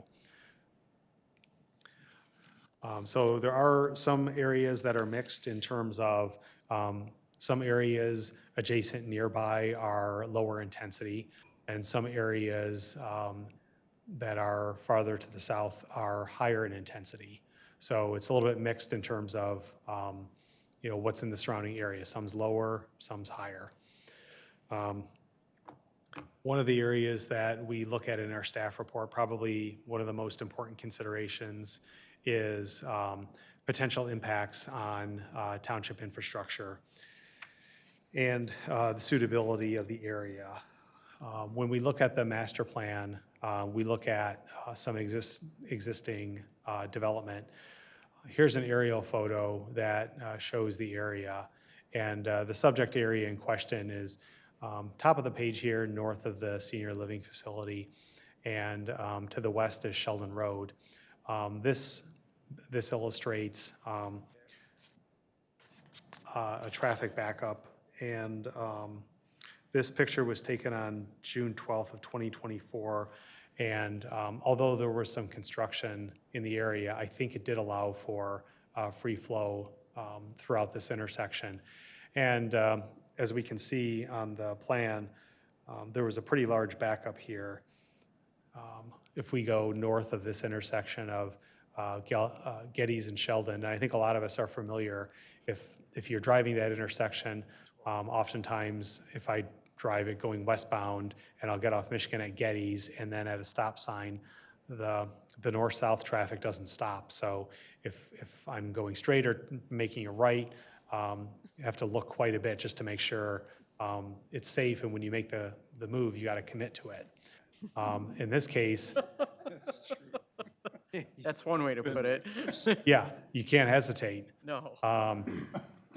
And it can also be difficult when the north-south traffic doesn't stop, but there will be people wanting to be good Samaritans and will stop there to allow cross-traffic to go. And so if the cross-traffic on one side is stopped, but on the other side is not stopped, that can cause a lot of issues with traffic safety and circulation. So in this case here, this is June 12th. I don't think there was any event or anything there. I think it was just a normal commuting day. And as we see north of Getty's Road on Sheldon Road, that backup goes almost as far north to the north side of the church. I don't know how regular this is of an occurrence. I'm typically not in this area during the peak AM and PM hours, but occasionally I do see the backups like this. And for those that drive it, they're familiar with it. And this can be a common occurrence during those peak times. So that's to say that any changes to increase density in the area, we're going to be very sensitive to. And the first thing that we're going to look at is this intersection and changing the master plan and subsequently the zoning ordinance and the zoning map in a way that would lead to more traffic, more cars going to this intersection. We're currently, we've discussed this with our engineering services division, and what we'd like to do is have further discussions with MDOT and Wayne County. Michigan Ave is under the jurisdiction of MDOT. Getty's Road and Sheldon Road is under the jurisdiction of Wayne County, and this is an existing condition. And it's something that is a topic of discussion in terms of definitely traffic safety, but also functionality and circulation, something that we talk about a lot internally in terms of a future project. How can something like this get resolved or at least have relief? We don't necessarily have the answer to that, but we'd like to continue talking with Wayne County and MDOT to see if there is the potential for a future project that can provide relief, can provide more safety to this intersection in conjunction with this application. The application, we recommend postponing action on it pending review with those public road agencies about this intersection, future plans, and what some of those recommendations would be to see if there is a future project, if there are future remedies. I don't necessarily want to close the door on any future land use application in the area without knowing from the public road agencies what their opinion is on this intersection and what they may have planned, just to see if this could either be in conjunction with the road project or if there's a road project in the future where this could benefit from. A lot of unanswered questions that we just don't know the answer to right now, and we're going to have to continue working with our municipal services department staff and the public road agencies. And again, this is an existing condition that we've talked about before. This is just somewhat coincidental that we have a future land use application where we might push ahead on those conversations even more, just to see if we can get some kind of resolution in terms of a future project and whether that's possible. Also, going back to the master plan, we do note this as an intersection of concern when we talk about intersection improvements. There are some intersections that are noted in the master plan, and this is the very first one in the entire township that's called out. So in our entire 36 square miles of all the road traffic and safety issues that we know about, some of which there's ongoing fixes and plans for fixes, but in other cases, we're just not there yet. So this goes about to the top of the list in terms of our concerns with intersections. It doesn't mean that something can't happen there. Based on the master plan recommendation, we want something to happen there in terms of an intersection improvement. We just have to push forward a little bit with working with public road agencies to see if that's something that we can get a project in the works for. So those discussions will be ongoing. Our recommendation for this application is to postpone it pending review with public road agencies. We may even involve other entities like SEMCOG just to see how many partners we can have to contribute to whether it's intersection improvements or at least a long-range plan and get some common commitment to that going forward. So without that, we think it's premature to really act on the application of whether this is suitable to initiate a master plan amendment or not. It raises some important points about the intersection that we want to continue to explore before making an affirmative recommendation one way or the other on this application. We've looked at some adjacency and proximity of similar future land use classes. Regarding a feasibility of existing for land use, the current 17-acre parcel is feasible for development of 2 units per acre. It's not uncommon for a parcel of that size to be developed at 2 units per acre. Happens quite frequently within the township. Whether there's merit to increasing it to allow 4 units per acre in the future land use map. There are some areas in closer proximity that are higher density, so that's worth considering. But really, the major impediment here to even getting to those discussions is the known road issue at this triangular intersection. We would have to look at whether this is local or regional in scope. The request here is both local and regional in scope, and it involves review for consistency with adjacent and nearby sites.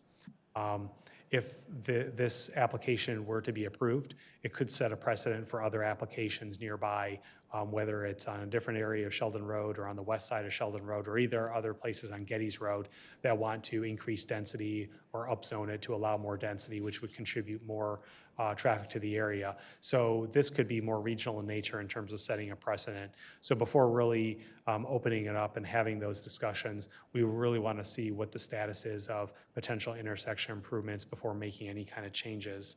Also, if we initiate an amendment to the master plan and the future land use map, that could also result in being less dense than what it is now. If there's an evaluation, we look at it and say the intersection may be worse if there's nothing that is being planned, it may cause us to want to reduce density in the area. And again, before even getting to that point, before even having that initiation of a plan amendment, we want to have those discussions with our road agency partners. Finally, we look at the impact on utilities, roads, and other infrastructure.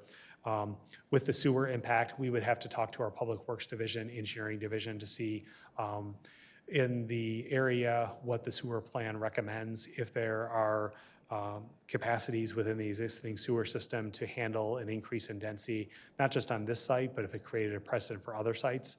So that's something we need to go back and talk to our Engineering Division and Public Works Division in terms of looking at our sanitary sewer master plan, see what available capacity there is in this specific sewer district within Canton, and seeing if an increase in density, whether it's this site or adjacent sites, whether that can be handled by the system. So at this point, that's an unknown.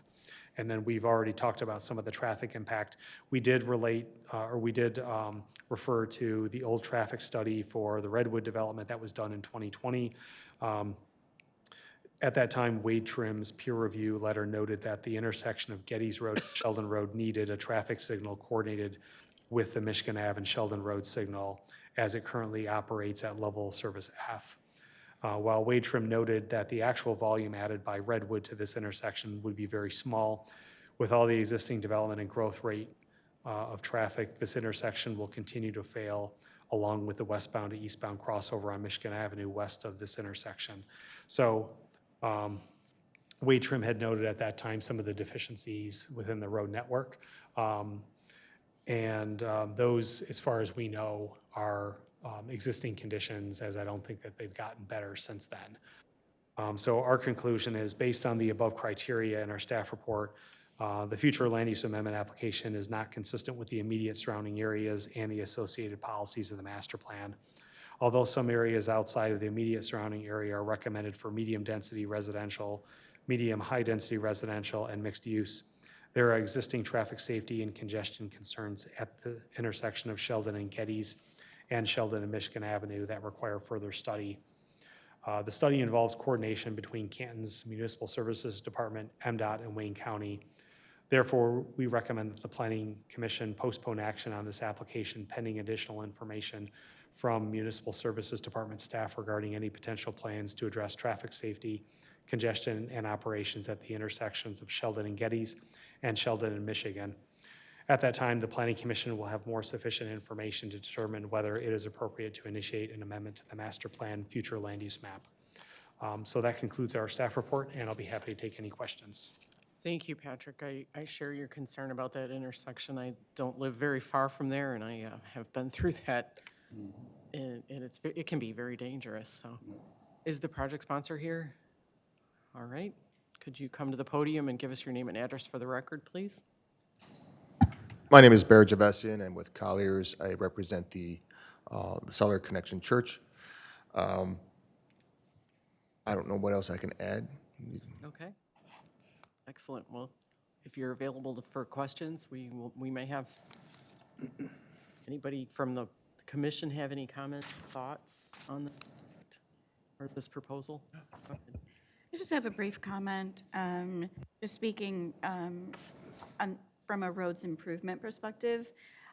Since we started with the roads improvement plan in 2018, we've always been like, at some point, we're going to have to talk about intersection improvements.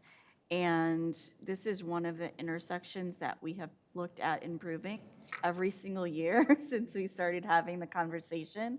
And it is tricky, and it will require a lot of resources and a lot of people working together to make it happen. I know that there is a commitment from the township to do something with this intersection, but I think it has to be something that we are not doing on our own. It's going to require the buy-in of others.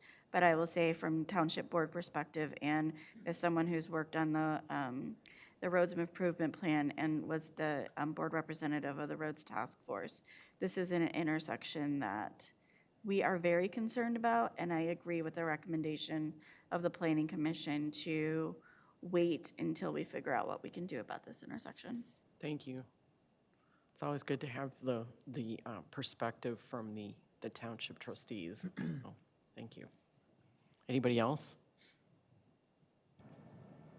Entertaining a motion.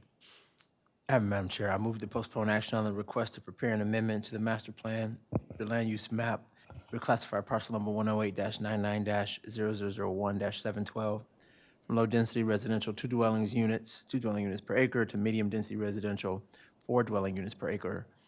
For the reasons stated in the above analysis, pending additional information from Municipal Services Department staff regarding any plans to address traffic safety, congestion, and operations at the intersections of Sheldon Road and Geddes Road and Sheldon Road and Michigan Avenue. Thank you. Support. All right, we have I almost said commotion. We have a motion on the floor from Commissioner Watkins and support from Commissioner Weber. Any further discussion? All right, Commissioner Lee, could you please call the vote? Commissioner Cruz? Yes. Commissioner Foster? Yes. Commissioner Lee, yes. Commissioner Mallett? Yes. Commissioner Walther? Yes.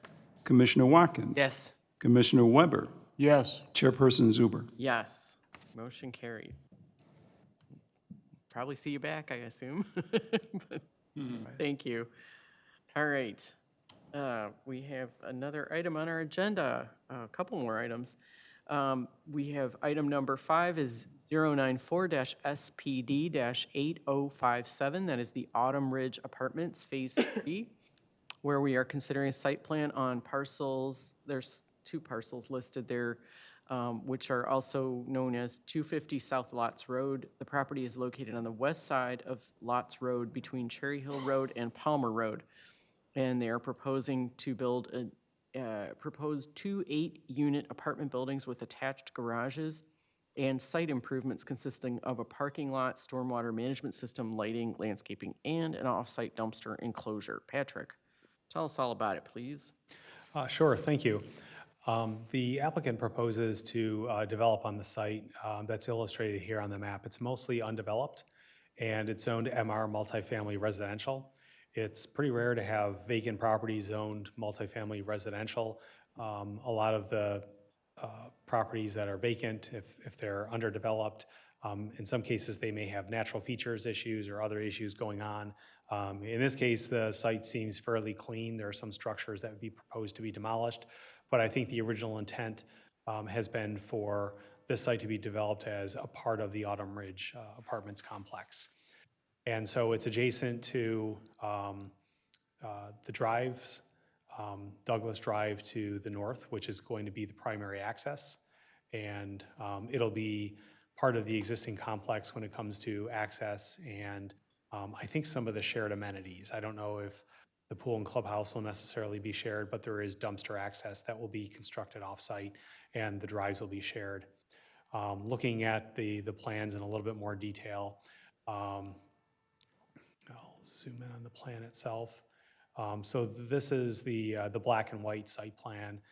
So the common drive will be off of Douglas Drive. That will remain. There will be no additional access points onto Lots Road. There will be driveway access points for all the units off of Douglas. There are 16 units, and these drives are shared, so they each have one-car garages. So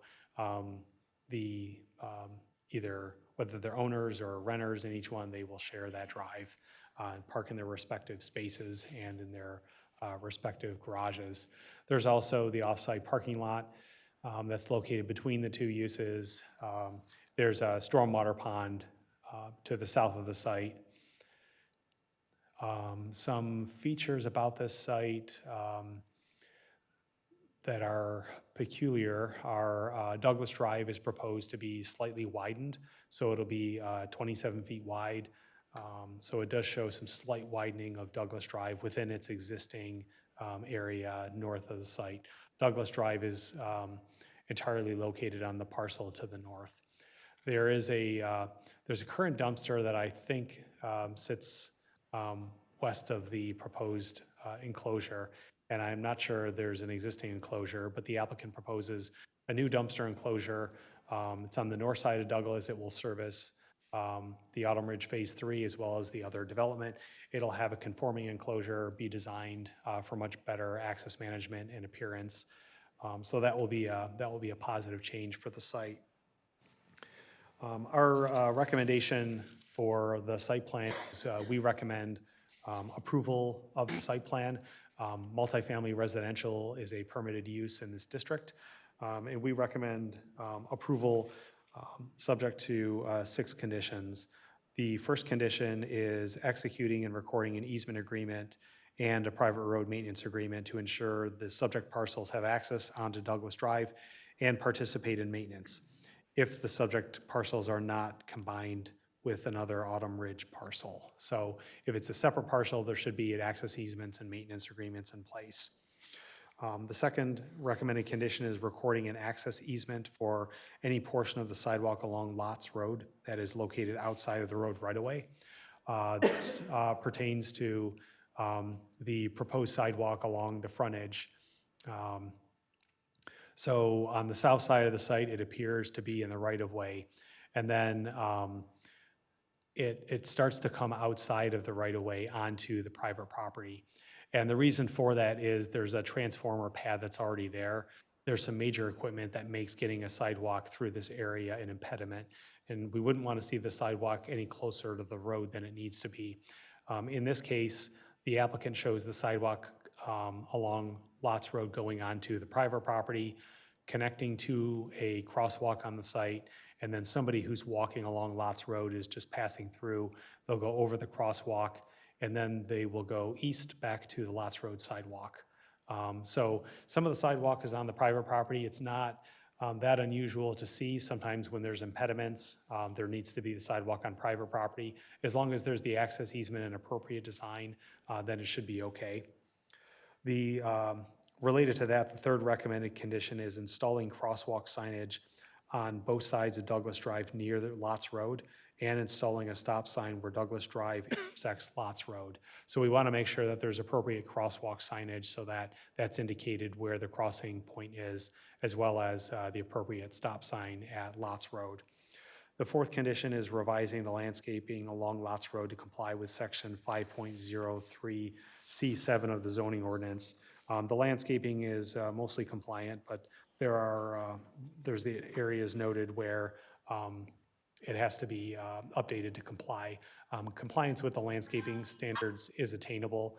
The site is of sufficient size to do that, and the design intent is to comply with the landscape standards of Article 5. The fifth condition, probably the most significant one as the plans are presented, is increasing the stone to at least 50% of the total building facade area and reducing the vinyl siding to not more than 25% of the total building facade area, and that the stone must be of sufficient thickness, quality, and durability acceptable to the Planning Services Division and the Building and Inspection Services Division. When we have stone veneer that's proposed, Oftentimes, the building division will review the specifications in detail just to make sure that the thickness and design of the material, as well as the application design and procedures are going to be appropriate for the area. We have our freeze-thaw cycle. We have experienced inspectors that have seen different types of siding. They've seen things perform well and some things perform not so well. So this one, we want our Building Inspection Services Division to review the stone veneer product and defer to them on any approval to make sure that it's going to be durable enough. They've looked at many different stone veneer products in the community, so they're familiar with a number of different stone veneer. Also, the ordinance requires at least 50% masonry and a maximum of 25% vinyl siding. Section 26.06 of the zoning ordinance allows for modifications to the material standards if the residential buildings have a relationship to a specific historic period.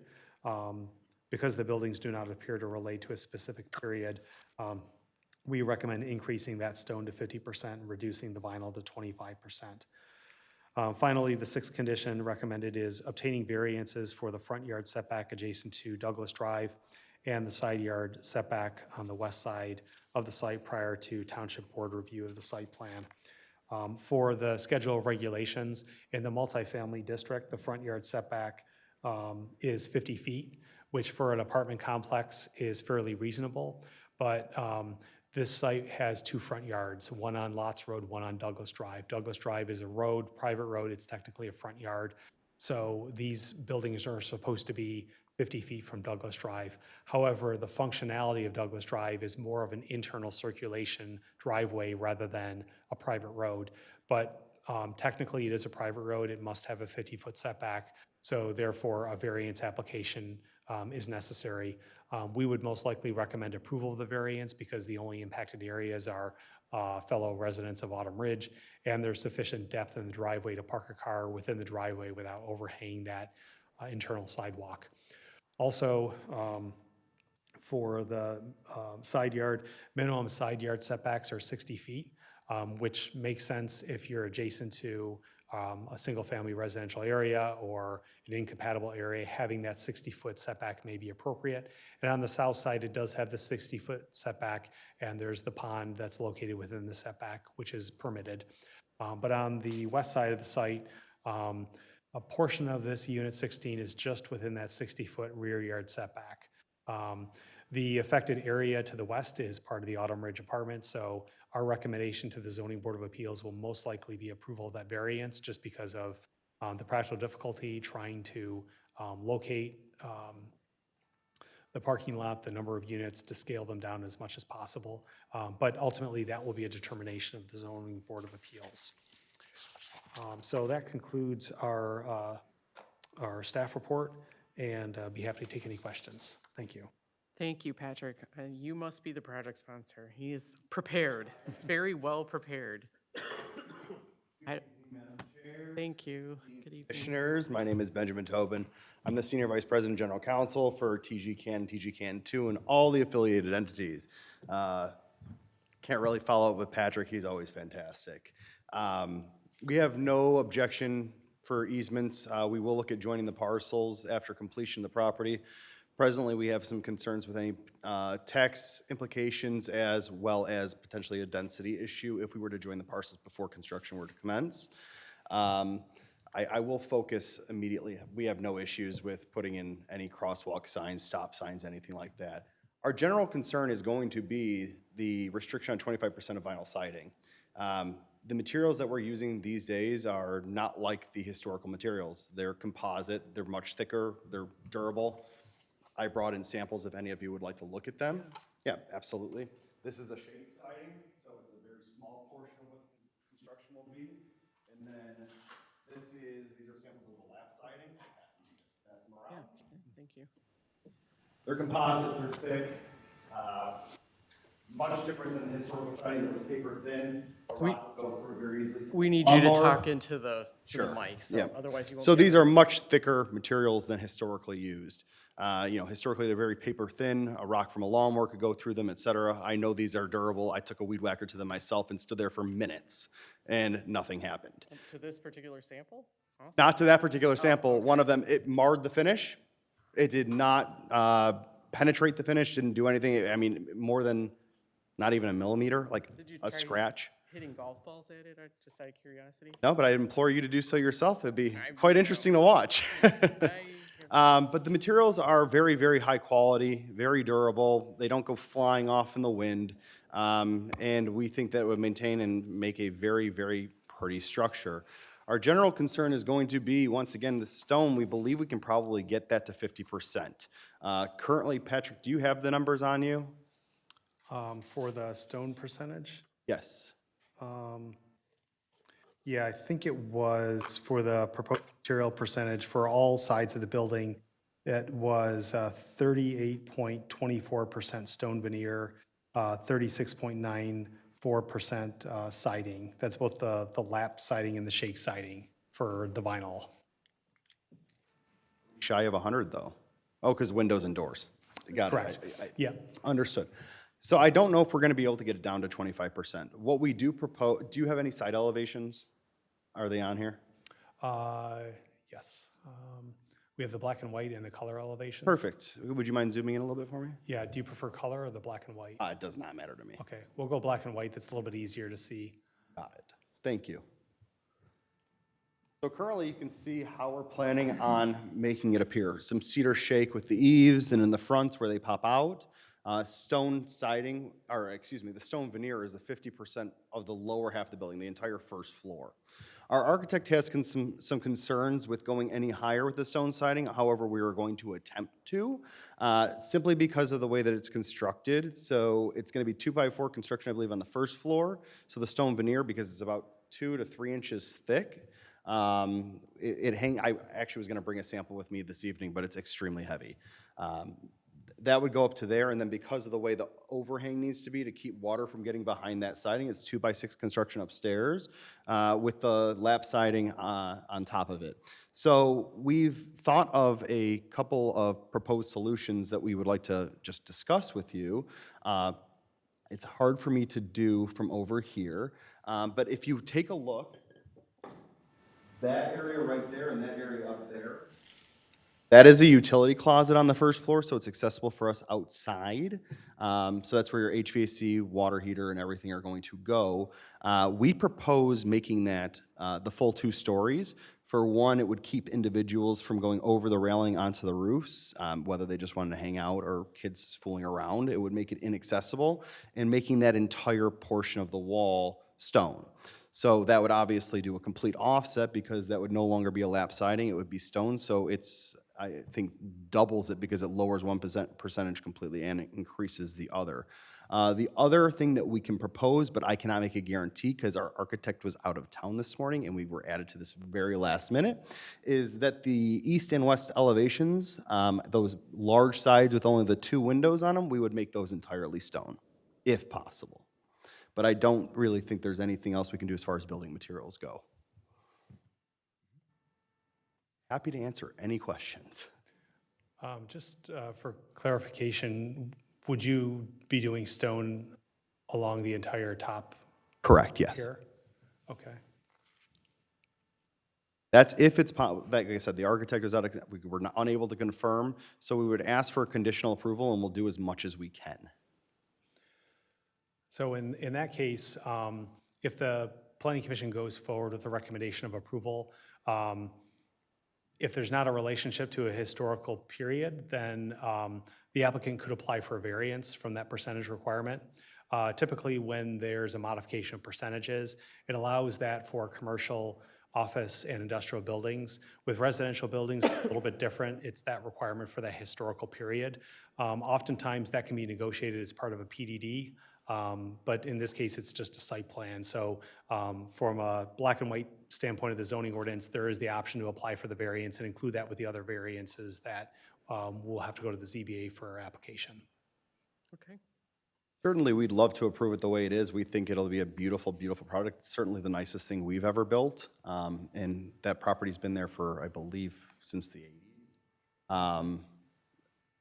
I don't know, are any of the color renderings in there, Patrick? Yes. Just so you all have a general idea of what we plan on it looking like when it's been completed.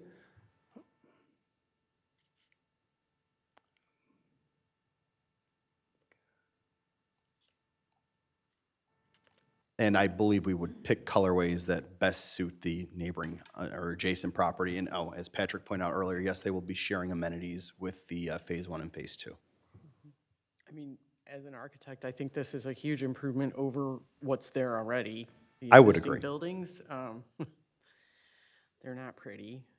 I would agree. I generally don't find, no offense to anybody who does, red brick construction very appealing or pretty, especially in today's day and age. Obviously, you have to ignore the hatches because they're not, that stone material. It'll be stacked, offset stone, much like you would see today. We do have a colorway that looks similar to that because I think it fits what's there already as best as we can versus doing what I prefer to do, which is a lot of the blues and grays, but we are trying to make it cohesive. Yeah. Anybody have any thoughts from the commission? Just opening it up. So just so I'm clear, and Patrick, you clarify, you're talking about taking the stone on the side all the way up the top? Is that what Yeah, can you go to the east? Yeah, so this, I'll give you a better vantage point here. that entire area. And why is that, Patrick?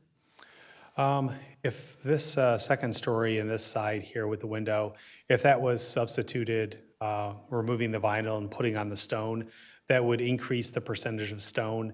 If it was on both sides, it may increase that percentage of stone to at or over 50%, and likewise reduce the percentage of vinyl possibly below the 25%. So from a numerical standard requirement, that might meet the ordinance percentages. It might not look the greatest since it's got, bottom half stone, top half siding. So that's something where it may not look as nice from a design and consistency standpoint between first and second stories, but it would meet the letter of the ordinance. And as kind of an aside, we've talked internally among staff about potential amendments to this section of the zoning ordinance when it comes to the brick percentage. It's good to have some masonry requirements, but it's also something where we want to look at having flexibility where, perhaps the doors and windows are not used as part of the denominator in terms of the wall area because it's 50% of, I'll call it the gross area. The gross area includes openings for windows and doors. So that means that for typical window and door openings, now you've got even more stone or brick to make up for that. Others that are not necessarily in the ordinance, but we'd like to incorporate in terms of if there are specifications for siding, vinyl siding, or fiber cement, to have specifications for if it's certain types of vinyl, certain types of thickness to perhaps allow for greater percentages, taking into account facade changes to roof elevations, things like that our ordinance doesn't really consider. Yeah. Just from a personal perspective, I can't really see the stone going all the way up. I don't. We would agree I with don't you. like that vibe. We would agree with you, and actually, because of the township's requirements, instead of using gabled roofs, we're using hip roofs. I mean, we've done as much as we possibly can to limit how much siding is on the side of the building. I mean, we feel that this is a very polished product and would look fantastic in that area. Yeah, I would agree that I wouldn't put stone all the way up on the sides of there. But I do like your idea of taking those mechanical We're most likely spaces up. going to be doing that anyway because of intake and exhaust for issues there. And there's some, obviously, just added benefits to that.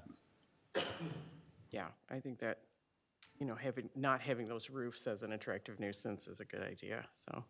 So if we approve this the way we see it in the rendering tonight, they would have to get some sort of relief from the requirement about the stone and the siding? Yeah, so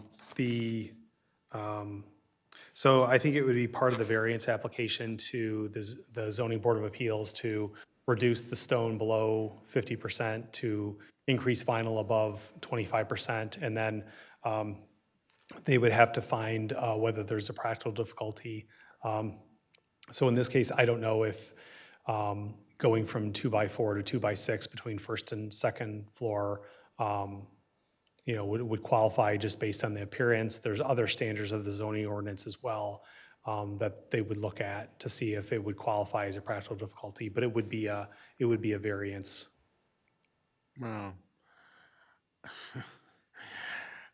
I don't think you're gonna be able, by the definition of practical difficulty, I don't think you're gonna find, I don't think you're gonna meet that standard, but I mean, at some point, aesthetics and reasonableness need to come into play too. Yeah. I mean, Yeah, because practically, they could remove windows on the first floor and put in more stone, and, then you're removing glass just to put in the stone. It's just the way the ordinance is written, it just makes it difficult to, for a building like this and a lot of other residential buildings to comply, because looking at it, you would look at it and say, yeah, it's predominantly stone because you're looking at the first floor and you're looking around the building, but, from a percentage standpoint, the ordinance is very well-intentioned, but there are areas where really you're potentially sacrificing, glass and windows or second floor alternative materials for additional masonry. Unless there was a finding that this building represents something of a historical period, and I'm not an architect, so I can't say whether it is or not. Old school Cape Cod? Modern farmhouse. Right. We got to take the modern word out of there for sure. Yeah.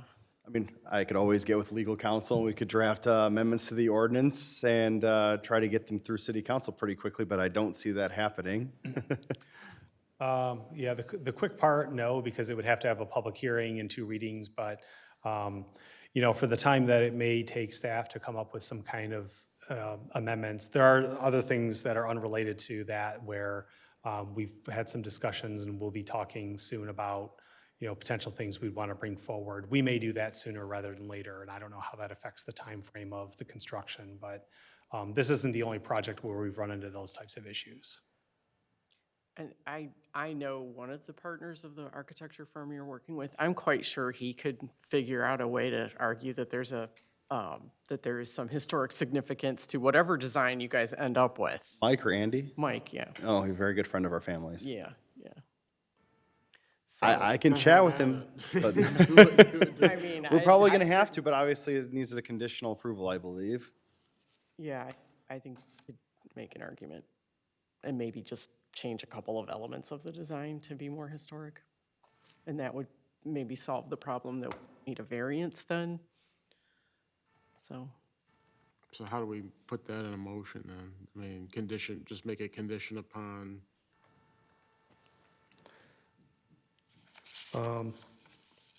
Well, with number 5, it was written as being compliant with the letter of the ordinance, so I don't know if that's something where it would either be, have options where it either goes to the zoning board of appeals for a variance application, it complies with the numerical standards, or in terms of the historic period, I think they could maybe jazz it up a little to fit with the historic period, to make it look a little bit more. can we put that in the motion, jazz it up to? Yes. That is the architectural language. Technical language. Yeah, yeah. Or do we postpone until the action until he has a better plan that shows more of the stone and whether or not it does have historical significance? I'm open. Once again, I don't think that I don't think additional stone is going to happen. I think, Right. because for us to just put a condition on this, for you to meet, I hate to use this word in legal term, but try to meet some arbitrary Yeah. standard. I'd rather you know what we're looking for. And you know we're trying to help you, I think. I certainly appreciate it. I think knowing that, I think you probably stand a better chance of us tabling this, postponing action, whatever phraseology you want to use, and trying to jazz up the drawing to, We maybe- use the technical term zhuzh, I should say.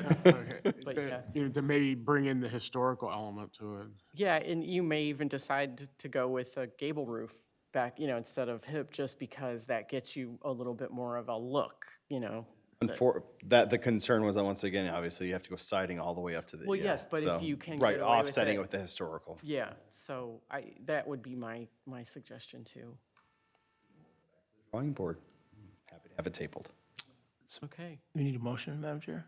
yeah, So I move that we postpone action on file number 094-SPD 8057. Support. all right. Oh, okay. Yep, why don't we? Yes. You can be the further discussion guy. On my motion. Yeah, we have a motion and a support. Can we go to the SP plan? It's basic site plan.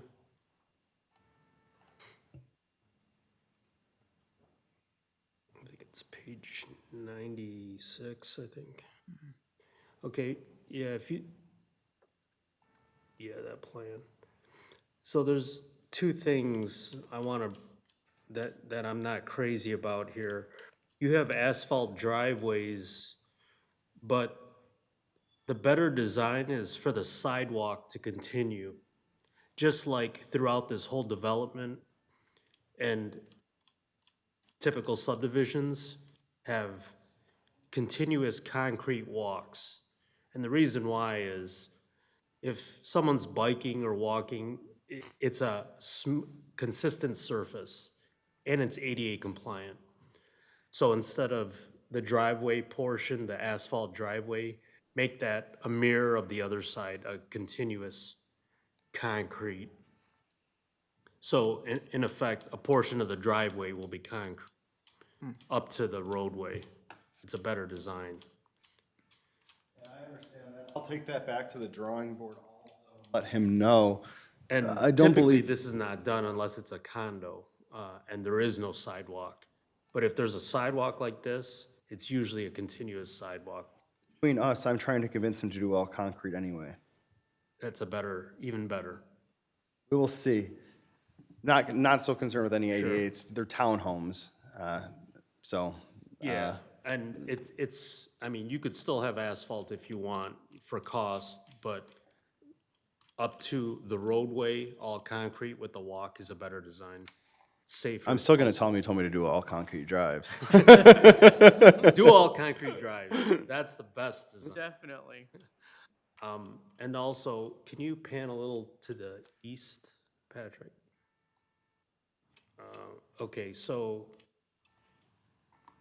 let's see here.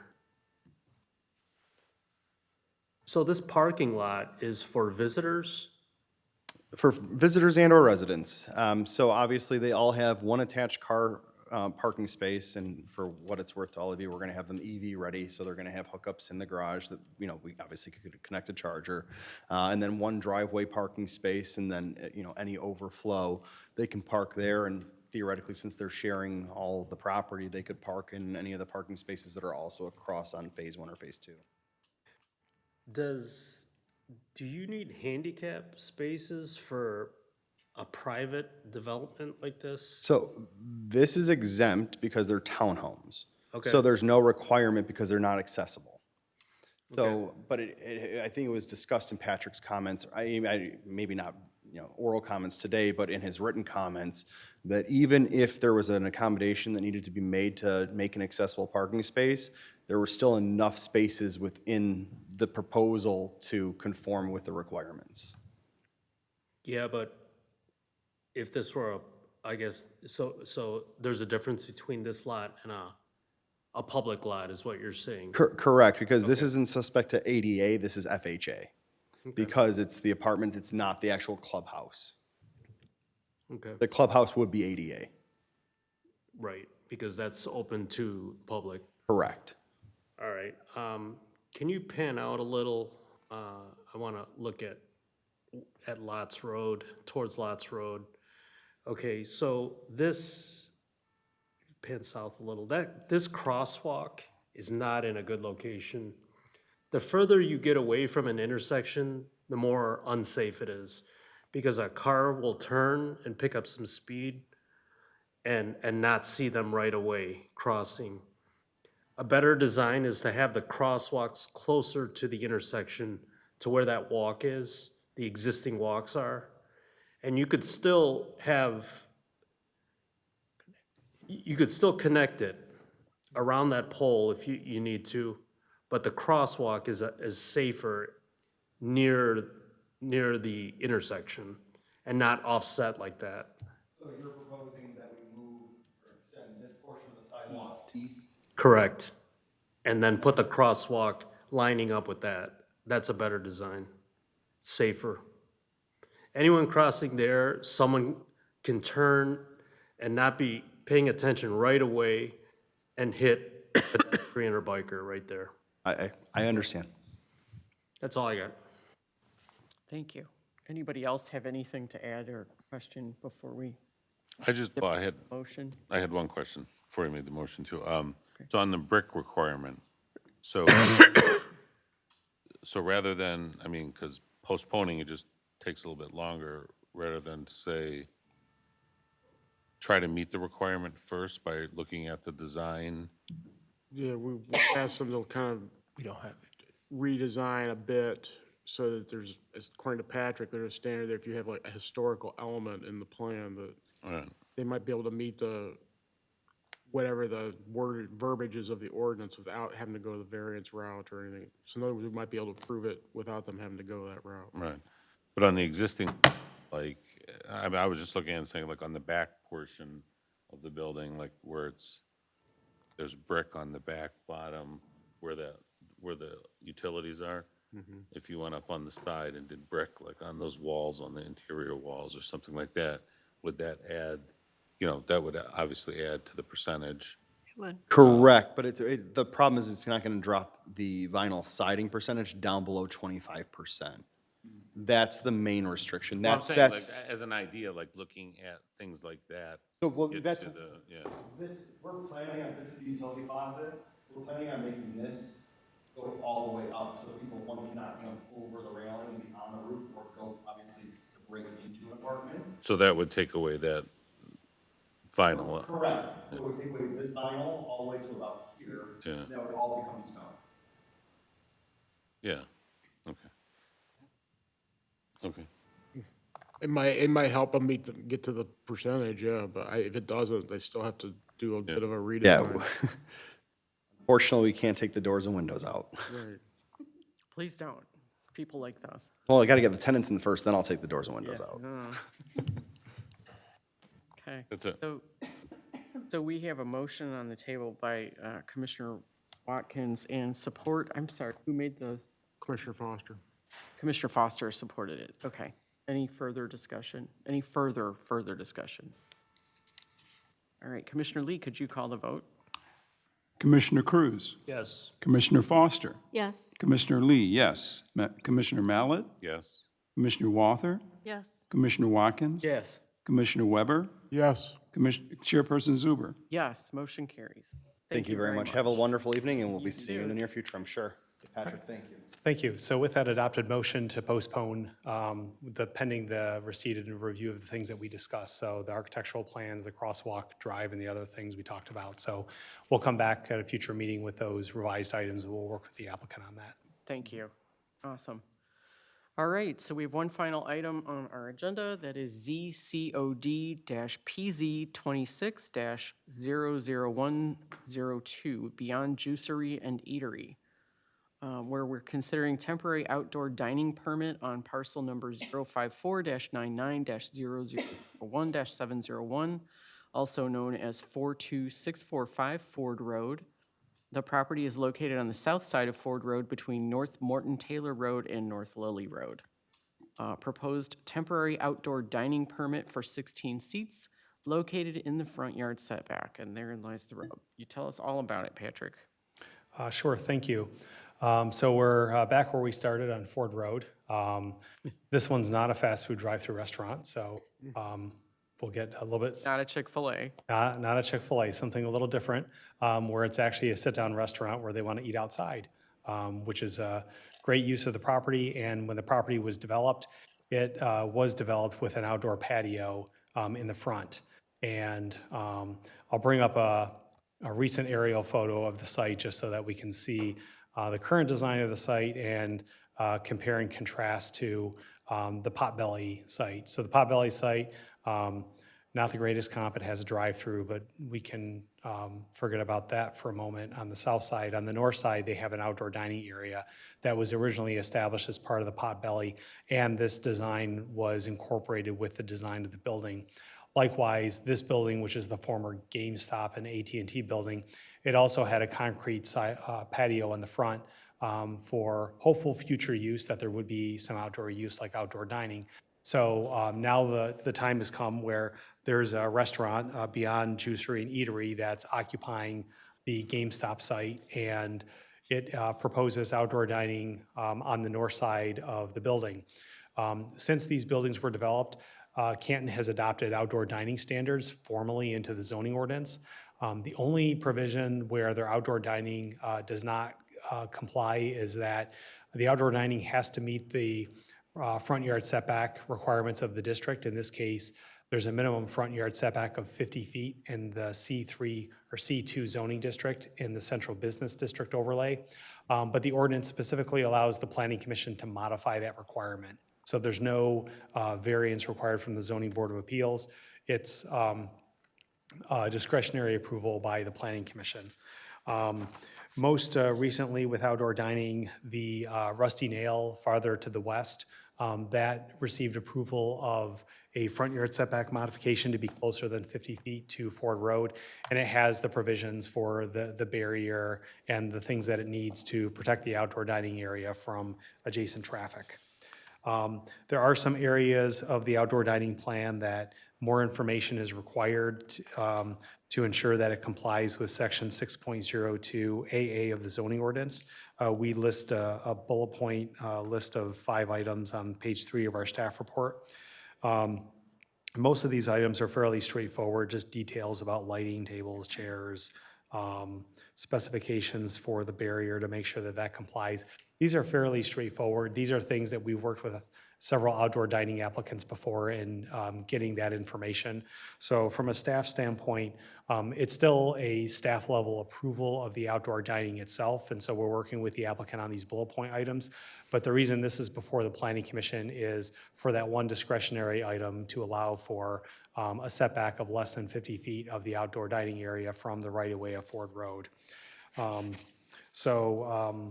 That concludes our staff report. Our recommendation is approval of a 10-foot setback for the outdoor dining area to be located on the existing patio at the site, subject to all standards of section 6.02 AA of the zoning ordinance, and subject to all state, county, and township requirements. With that, I'll be happy to take any questions. Okay, and just for the record, I assume the project sponsor is not present this evening. Unless this guy's a chair. Unless they're here in spirit. They may be here in spirit. Okay, awesome. Well, I don't think we should hold it against them. Anybody have any thoughts, comments, motions? My only question, do we know when this place is opening? I don't have a timetable on the date of opening. Hopefully soon. I would hope so, if they're planning on outdoor seating. Yeah. I mean, with this way the weather is here, it could change next month.